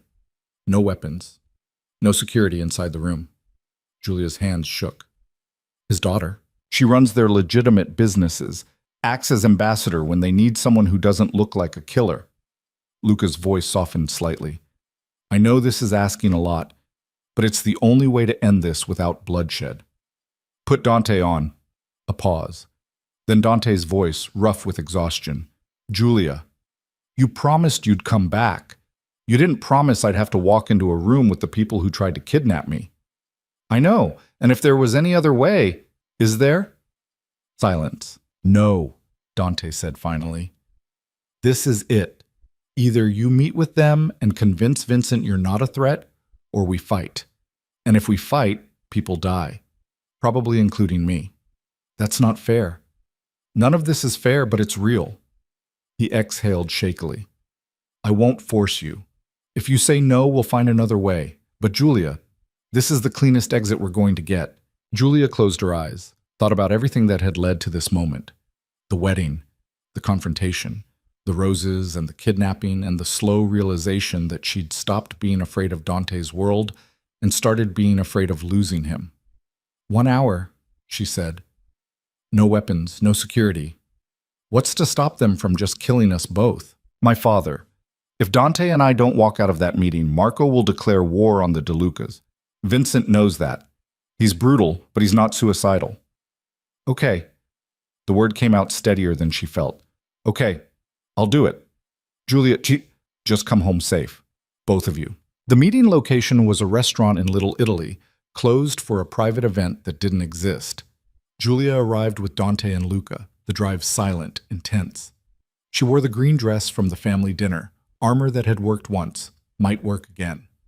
Dante sat beside her, hand wrapped around hers, grip just shy of painful. Remember, he said as they pulled up. Answer their questions honestly but briefly. Don't volunteer information, and don't apologize for defending yourself. Vincent respects strength, not weakness. What if he asks about what I heard at the wedding? Tell him the truth. You overheard business talk you didn't understand. That's it. Luca parked, came around to open Julia's door. I'll be right outside. Anything feels wrong, you walk out. I don't care if it torpedoes the truce. The restaurant was elegant, old world, the kind of place that had probably seen a dozen mob meetings over the years. A man in an expensive suit met them at the door, DeLuca security, Julia assumed, and gestured them toward a private room in the back. Vincent DeLuca sat at a table set for 4, silver-haired and sharp-eyed, radiating the same controlled power Marco Vitali did. Beside him sat a woman in her late 20s, dark hair pulled back, wearing a burgundy dress, and an expression of professional neutrality. Sofia DeLuca. Dante, Vincent said, not standing. You're late. Traffic. Dante's hand pressed against Julia's back, guiding her forward. This is Julia Vero. I know who she is. Vincent's gaze moved over Julia like she was merchandise being appraised. Sit down, both of you. They sat. Julia kept her spine straight, hands folded in her lap, everything her grandmother had taught her about facing men who thought they owned the world. So, Vincent said, You're the girl who speaks Sicilian. Yes.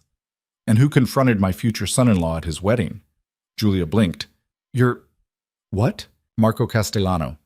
His daughter married my nephew, making the Castellanos and De Luca's family. Vincent smiled, cold. Which means when you embarrassed Dante in front of my relatives, you embarrassed me too. I didn't know, and of course you didn't, but ignorance doesn't erase insult. He leaned back. Tell me, Miss Vero, what exactly did you hear that night? What business were you eavesdropping on? I wasn't eavesdropping. I was doing my job, which involved listening to private conversations in Sicilian, which involved checking on guests in the West Gallery. You were speaking loudly. I heard you. Julia met his eyes. You were discussing territory and calling the wedding a waste of time, saying Marco Castellano was too busy playing politician to see something coming. I have no idea what that meant. Still don't. Vincent studied her. And you didn't think to tell anyone? Report what you heard? To who? I'm an event coordinator, not a cop. What you discuss at weddings isn't my business. But you made it your business when you confronted my associate. I made it my business when your associate insulted me. There's a difference. Sophia spoke for the first time, voice cool and measured. You could have walked away, ignored it. Most people would have. Most people weren't raised by Sophia Russo from Palermo. Julia turned to face her. My grandmother taught me that a woman who accepts disrespect is a woman asking to be destroyed.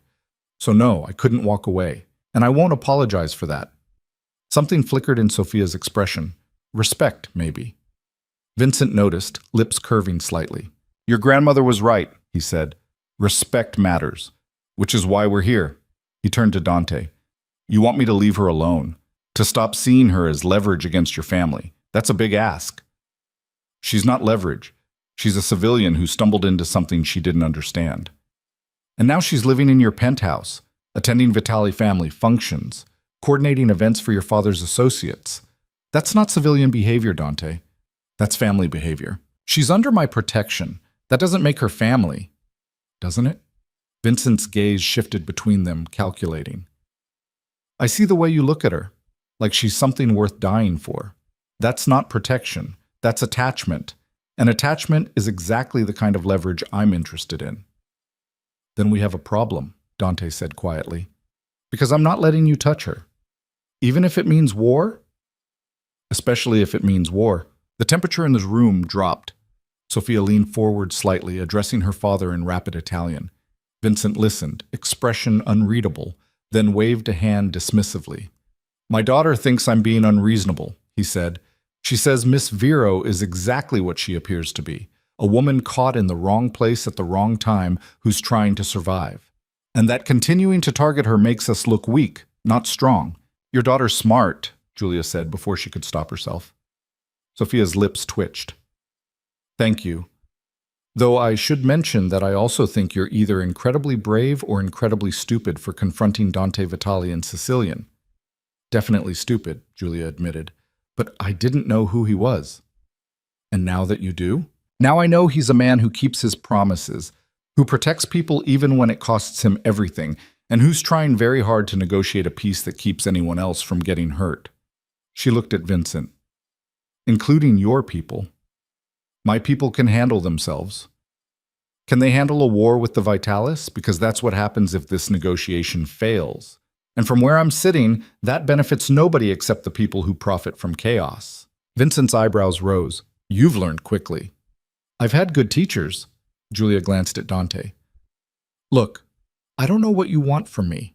An apology? A promise I won't talk about what I heard? A guarantee I'm not working with law enforcement? Fine. I apologize for any disrespect caused. I have zero interest in discussing your business with anyone, and I've never spoken to a cop in my life except to report a stolen catalytic converter. What else do you need? Proof. Of what? That you won't become a problem in the future. That if we agree to this truce, you won't leverage your position in Dante's life against my family's interests. Julia laughed, couldn't help it. I have no position. I'm an event coordinator who's staying alive by doing what Dante tells me to do. I have no leverage, no power, no reason to make myself a bigger target than I already am. You have Dante's protection. That's power. That's survival. She leaned forward. With respect, Mr. DeLuca, I don't want to be part of this world. I didn't choose it. I just chose not to die. If that means staying close to Dante until things calm down, fine. But the second I can go back to my regular life, my actual life, I'm gone. I don't want power. I want to be invisible again. Vincent was quiet for a long moment, studying her. Then he looked at Sophia, who nodded once. All right, Vincent said. Here's my offer. You stay away from my business, my family, my operations. You don't coordinate events for any DeLuca rivals. You don't use Dante's name to gain access to places you shouldn't be. And if you ever hear something you shouldn't about my family's interests, you develop sudden amnesia. Understood? Understood. In exchange, I agree to leave you alone. No more attempts to grab you, no more surveillance, no more treating you as Vitali leverage. You become neutral territory. And if someone in your organization doesn't agree to this truce, Dante asked, then I'll handle them personally. Vincent's voice went cold. But that goes both ways. Your people touch my operations, this deal is void. Agreed. Dante turned to Julia. You good with this? Was she? A truce that depended on her staying invisible, staying neutral, staying out of the war between families. It was everything she'd wanted 3 weeks ago. Freedom, safety, a path back to normal. Except normal didn't exist anymore.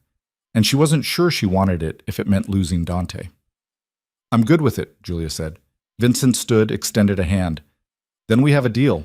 Julia shook it, feeling like she'd just signed something in blood. Sophia stood as well, moving around the table to face Julia directly. A word of advice, she said quietly. This world eats women alive. The ones who survive are the ones who figure out how to be indispensable without being weak. You've got the strength part down. Work on the indispensable. I'll keep that in mind. Do. Sophia glanced at her father, then back to Julia. And for what it's worth, I think you're brave. Stupid, but brave. They left the restaurant together, Dante's hand locked around Julia's like he was afraid she'd disappear if he let go. Luca was waiting by the car, expression carefully neutral. How'd it go? He asked. We have a truce, Dante said. Julia's neutral territory. DeLucas won't touch her as long as she stays out of their business. And if they break the deal, then we go to war after all. Dante's jaw tightened. But for now, it's over. The drive back to the penthouse was silent. Julia stared out the window, processing everything that had happened. She'd sat across from Vincent DeLuca and negotiated her own safety, had looked a crime boss in the eye and demanded respect, had survived another impossible situation through nothing but stubborn pride and desperate honesty. Her grandmother would have been proud. Back at the penthouse, security dispersed once Luca confirmed the truce was holding. Julia kicked off her heels, feeling exhausted down to her bones. Dante poured them both whiskey, handed her a glass. You were incredible tonight, he said. I was terrified. Same thing in this world. He touched his glass to hers. To survival. To survival, Julia echoed and drank. They stood in the silence of the penthouse, both of them still wired from the meeting, neither sure what came next. The truce meant Julia was safe from the DeLucas, but it didn't answer the bigger questions. What happened now? Where did they go from here? Could they actually build something real in a world designed to destroy anything soft? I need to tell you something, Dante said quietly. Julia's stomach dropped. What? The night I found Isabel, the woman Francesca mentioned, I swore I'd never let myself care about anyone again. That attachment was weakness, and weakness got people killed. He set down his glass, turned to face her. And then you showed up and proved me wrong. Because caring about you doesn't make me weak, Julia. It makes me human, and I'd forgotten what that felt like. Dante, I'm not good at this. At feelings, at vulnerability, at any of the things that normal relationships require. But I want to try. With you. If you'll let me. Julia's throat tightened. You know this is insane, right? We barely know each other. Everything between us has been crisis and survival, and I know. He stepped closer. But somewhere in all that chaos, I fell for you. For your courage and your pride, and the way you refuse to back down even when you should. And I hope, you feel something for me too. She did. Had been trying not to acknowledge it, trying to tell herself it was just adrenaline and proximity and trauma bonding. But standing here, looking at the man who'd protected her, fought for her, walked into danger because the alternative was losing her, she couldn't lie anymore. "I'm terrified of you," Julia said honestly. "Of this world, of what caring about you means, of what happens if this all falls apart. So am I. But I do care about you more than I should." Dante's expression cracked open, relief and something fiercer flooding through.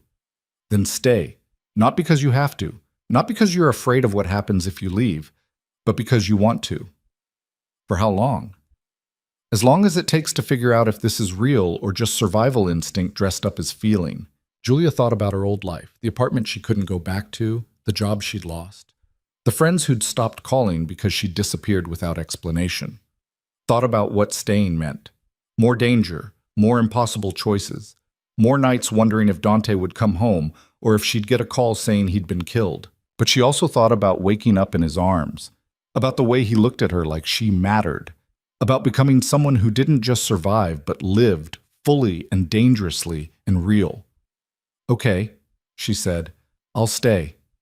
Dante kissed her like she was oxygen and he'd been drowning.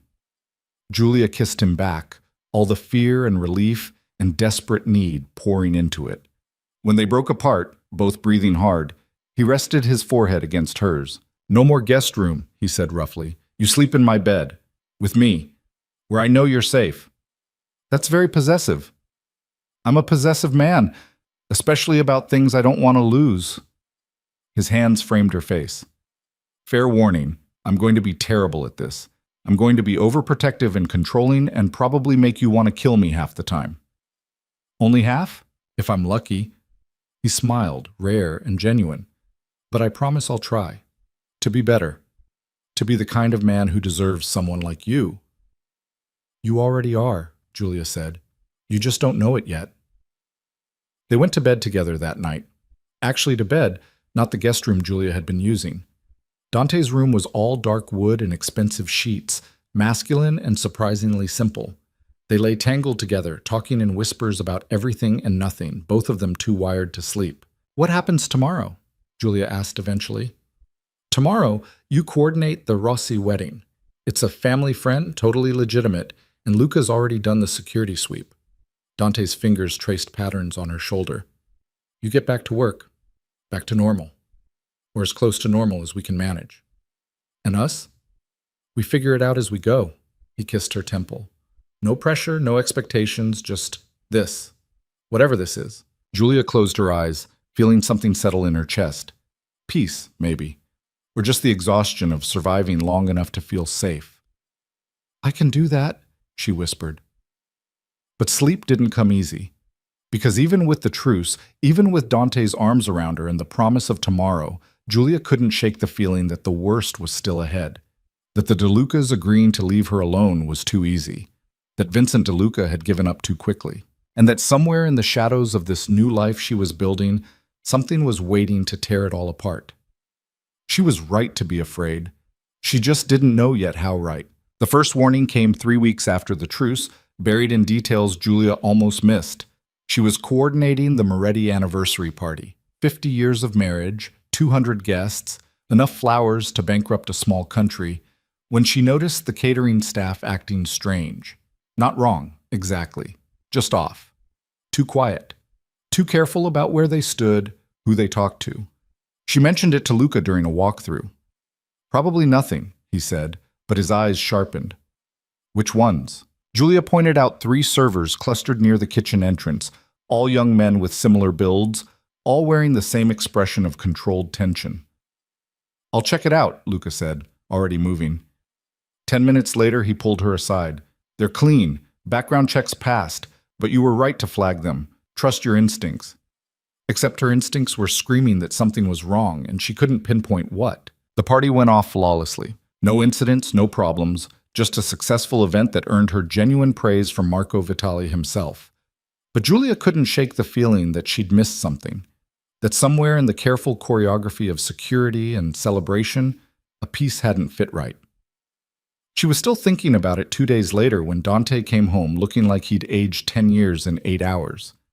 We need to talk, he said. Julia set down the event proposal she'd been reviewing. What happened? Vincent DeLuca is dead. The world tilted sideways. What? Heart attack. Died in his sleep last night. Doctors are calling it natural causes. Dante poured himself whiskey with shaking hands. But the timing is too convenient. Convenient how? 3 weeks after he agrees to a truce that protects you. 3 days after Sofia DeLuca started pushing for the family to go legitimate, shut down the more violent operations. He drank, grimaced. Vincent was the moderate voice keeping his nephews from declaring war on every family in the city. Without him, the DeLucas are rudderless and angry. Julia's blood went cold. They'll blame you. They're already blaming me. Tommy DeLuca, Vincent's nephew, the one who wanted you dead from the beginning, he's telling anyone who will listen that the Vitalis poisoned his uncle to break the truce without consequences. Did you? Dante met her eyes. No, my father doesn't operate that way. If we wanted Vincent dead, we'd have done it openly, sent a message. This looks like someone trying to frame us. Who would do that? Someone who benefits from the Vitalis and DeLucas going to war. He set down the glass. I've got Marco pulling resources, tracking down leads. But until we figure out who's really behind this, we're in danger. The DeLucas think we killed their patriarch. The truce is void. And you, I'm a target again. You were always a target. Now you're a priority target. He crossed to her, hands gripping her shoulders. I need you to disappear for a while. Let me handle this. Luca can take you somewhere safe. No. Julia stood her ground. I'm not running. Not again. Julia, you said I adapted, that I learned this world. So let me help. Let me do what I'm good at. Notice things, find patterns, figure out what doesn't fit. She thought about the catering staff at the Moretti party, the instinct that had told her something was wrong. Someone's playing both families against each other. That means they had access, opportunity, and a reason to want chaos. Dante stared at her like she'd grown a second head. You want to investigate a mob hit? I want to help you survive this. Same thing. It's insane. So is everything else we've done. She reached for his hands, laced their fingers together. You protected me. Let me protect you back. He looked at her for a long moment, something raw and desperate in his expression. Then he pulled her close, buried his face in her hair, held her like she was the only real thing in a world coming apart. If anything happens to you, he said roughly, I will burn this entire city to ash. Then make sure nothing happens to me. They spent the next 3 days buried in information. Security footage from DeLuca properties, guest lists from family events, financial records for every business Vincent had touched in the past year. Julia coordinated with Luca while Dante worked his own angles, both of them searching for the thread that would unravel the conspiracy. It was Julia who found it. The Moretti party, she said, pulling up the catering invoices. Those servers I flagged. They weren't on the original staff list. They were added last minute by someone with access to our vendor database. Dante looked over her shoulder. Who added them? Julia traced the digital signature, felt her stomach drop. Nico. Your cousin Nico. Silence. Complete, suffocating silence. That's not possible, Dante said finally. Nico's family. He wouldn't... Look at the pattern. Julia pulled up more files, hands shaking as the pieces fell into place. The wedding where I first met you. Nico was there, talking to someone who made him angry. The DeLuca contractors who grabbed me. They knew exactly when I'd be leaving that venue. Information only someone with access to my schedule would have. And Vincent's death, who benefits most from the DeLucas and Vitalis destroying each other? Whoever wants to fill the power vacuum. Dante's face had gone white. If both families tear each other apart, someone else can step in and take control of their territories. Someone who's been playing both sides. Someone family enough to have access but ambitious enough to want more. Dante was already on his phone calling Luca. I need surveillance on Nico. Everything. Now. He listened, jaw tightening. I don't care if he's family. Do it. The evidence came together quickly after that. Phone records showing Nico in contact with Tommy DeLuca. Financial transfers to offshore accounts. Security footage from the night Vincent died showing Nico's car near the DeLuca estate. And the smoking gun. A recording from one of the servers Julia had flagged, wearing a wire at Nico's instruction, capturing conversations about Vitali business operations. He was building a case, Luca said, playing back the audio. Evidence he could take to the feds or sell to rivals. Enough to destroy both families and position himself as the one who brings order to the chaos. He tried to kill Julia, Dante said, voice like broken glass. Put out the hit on Vincent, framed us for it. Also, he could start a war and profit from the aftermath. What do we do? Julia asked. Marco Vitali answered that question. He appeared at the penthouse that evening with Sal and Francesca, all of them wearing expressions that made Julia want to run. Is it true? Marco asked Dante. Nico's behind this? Yes.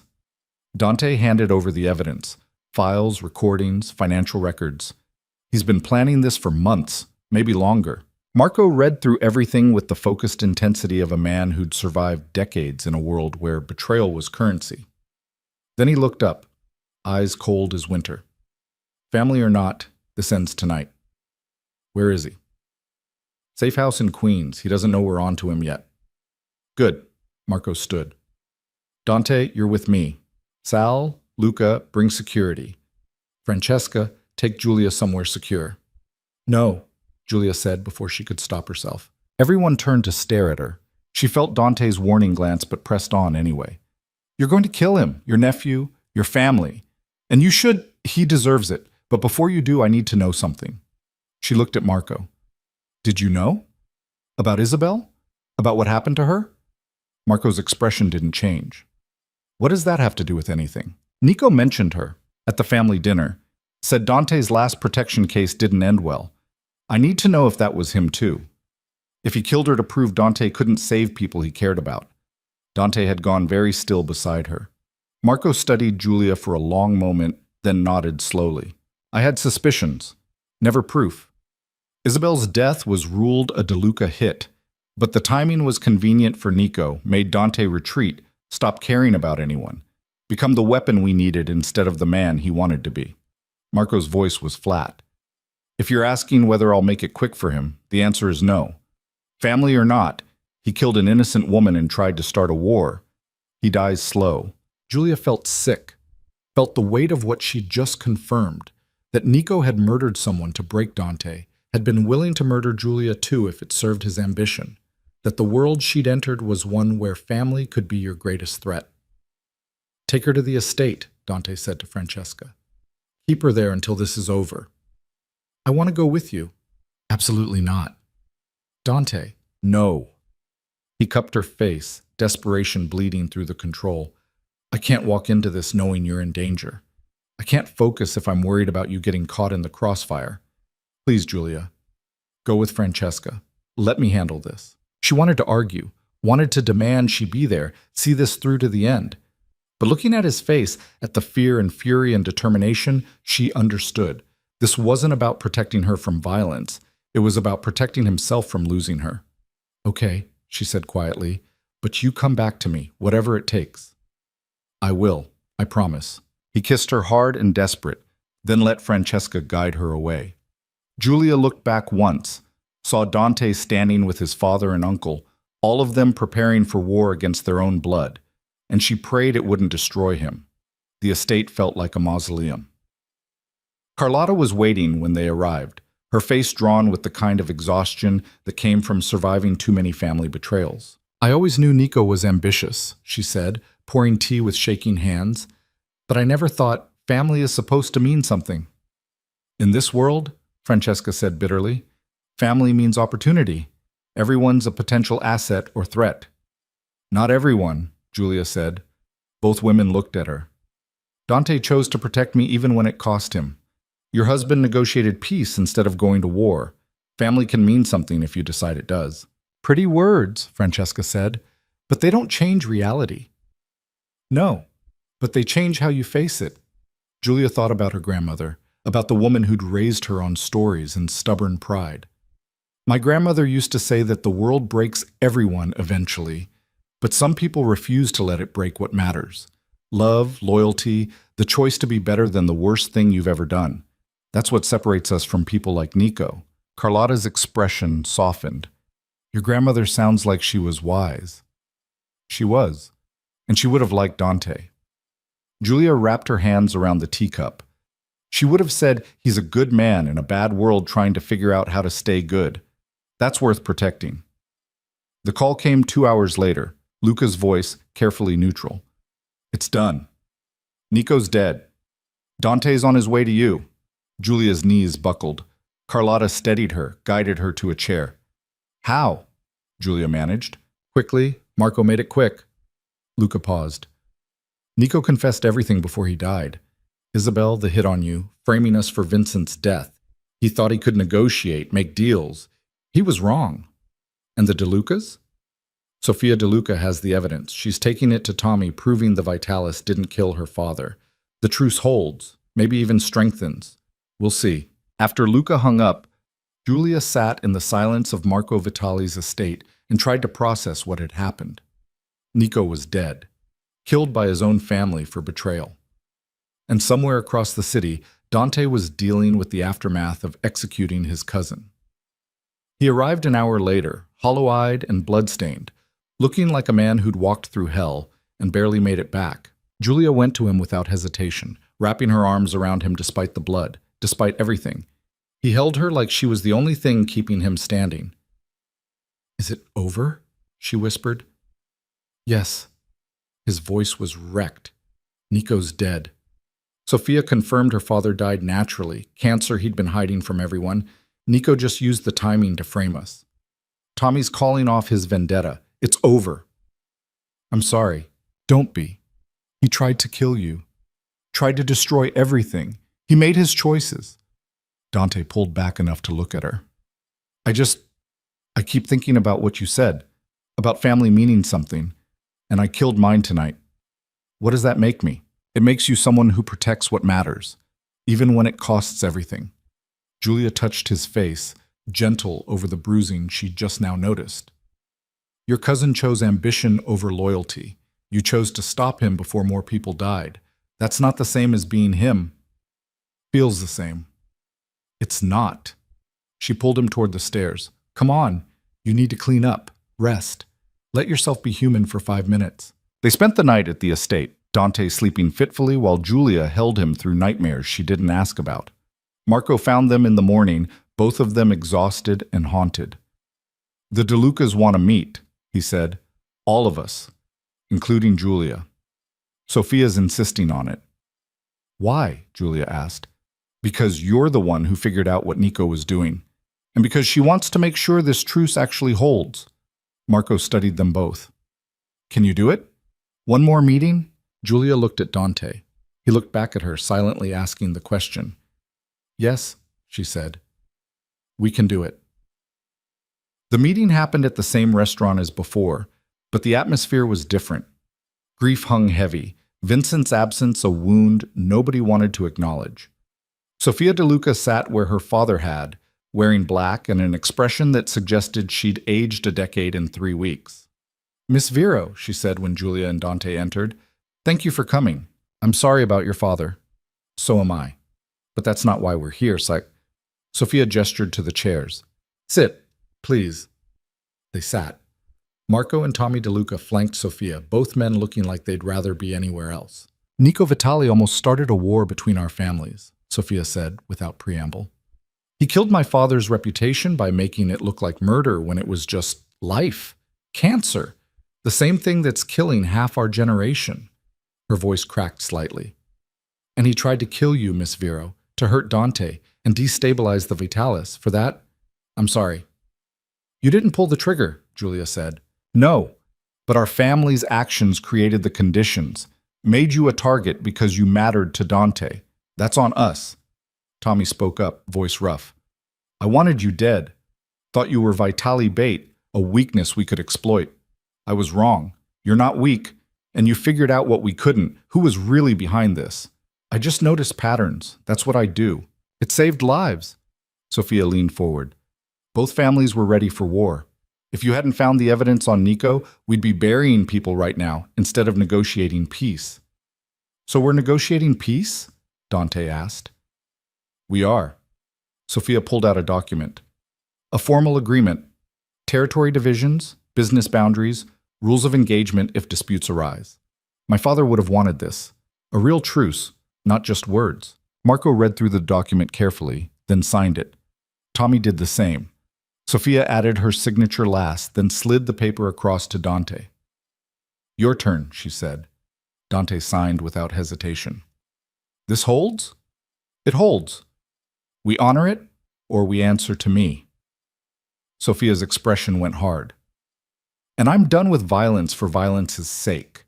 We go legitimate, we build something sustainable, or we die trying. That's the DeLuca way now. The Vitalis can live with that, Marco said. After the meeting, Sophia pulled Julia aside while the men talked business. I meant what I said before, Sophia said quietly. This world eats women alive, but you survived. That's rare. I had help. We all do. The trick is knowing when to accept it and when to stand alone. Sophia handed her a business card. My personal number. If you ever need anything, protection, advice, a job that doesn't involve dodging assassins, call me. Women like us need to stick together. Julia took the card, felt something like hope. Thank you. Don't thank me yet. You're still dating a Vitali. That's a lifetime of complicated. Sophia's lips twitched. But if anyone can handle it, it's someone stubborn enough to confront Dante and Sicilian. The drive back to this penthouse was quiet. Julia watched the city pass by, thinking about everything that had happened. 6 weeks ago, she'd been an invisible event coordinator trying to prove herself. Now she was negotiating truces with crime families and sleeping in the bed of a man who'd kill to keep her safe. She should be terrified, should be running as fast and far as possible. But all she felt was tired relief and the beginnings of something that looked like peace. What are you thinking? Dante asked. That I never wanted this life, this world, any of it. She looked at him. But I don't regret it, because it gave me you. Dante's hand found hers squeezed. I don't deserve you. Probably not, but you're stuck with me anyway. Is that a threat or a promise? Both. He laughed, actually laughed, the sound rusty but real. I love you, Julia Vero. The words hit her like lightning. She stared at him, heart hammering. What? I love you. I'm terrible at it. I'll probably mess it up constantly. But it's true. I love you. Julia felt tears prick her eyes. That's the most unromantic declaration I've ever heard. I'm aware, but it's honest. He pulled over, turned to face her fully. I know this is fast.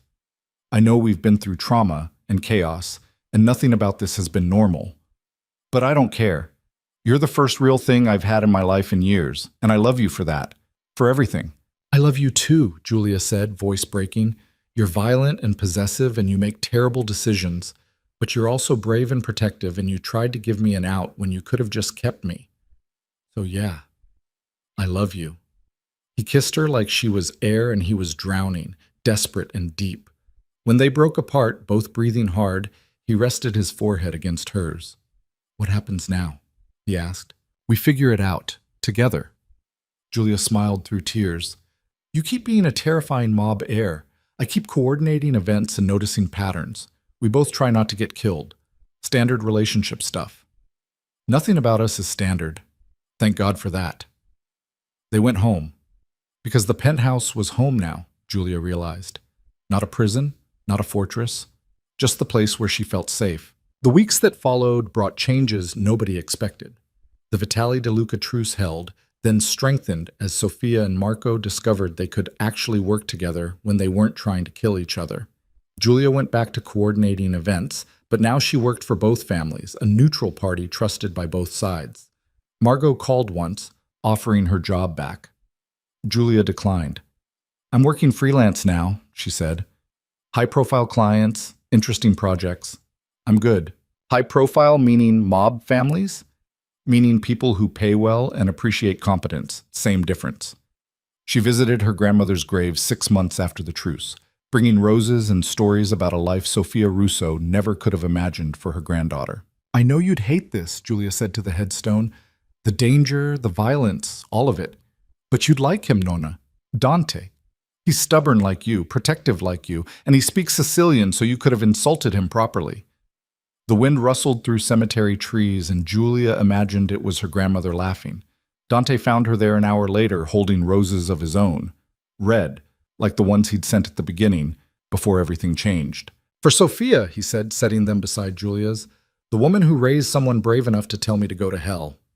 "She would have liked that." Julia leaned into him. "She always said the world breaks everyone eventually, but we get to choose whether it breaks us into sharper edges or better people. Which are we?" Julia thought about the past 6 months. The violence and fear, yes, but also the growth. Learning to trust again. Learning that protection didn't mean possession. Learning that family could be the people you chose instead of the ones you were born with. "Better people," she said. "Still broken, but better." Dante kissed her temple. "I can live with that." A year after the Castellano wedding, Giulia Vero stood in the rose garden at the Vitali estate, watching Dante negotiate with associates who still didn't quite know what to make of the woman he'd chosen. She wasn't family, not officially, wasn't part of the business beyond her event coordination.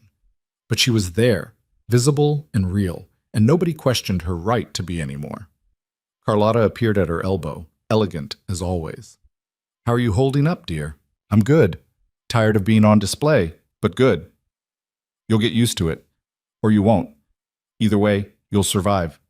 Carlotta smiled. "You're stronger than you think." "I don't feel strong. I feel like I'm making it up as I go. That's what strength is. Making it up, surviving it, getting better at the performance until it stops being performance and becomes truth." She squeezed Julia's hand. "For what it's worth, I think you're exactly what Dante needed. Someone who reminds him he's human." Julia watched Dante laugh at something Sal said, watched him catch her eye across the garden and smile, rare and genuine and meant only for her. "He reminds me too," she said softly, "that being seen isn't always dangerous. Sometimes it's just being loved." That night, lying in bed with Dante wrapped around her like armor, Julia thought about the woman she'd been at that wedding, the one who'd wanted nothing more than to be invisible, to prove herself through competence and careful distance. She'd lost that invisibility. Had it ripped away by one moment of defiance that changed everything, but she'd gained something better. A life that was messy and dangerous and real. A man who looked at her like she hung the stars. A place in a world that should have destroyed her, but instead taught her how to be steel wrapped in softness. "What are you thinking?" Dante murmured, half asleep. "That I chose this, all of it. The danger, the chaos, you, and I'd do it again." "Even knowing what it cost?" "Especially knowing what it cost."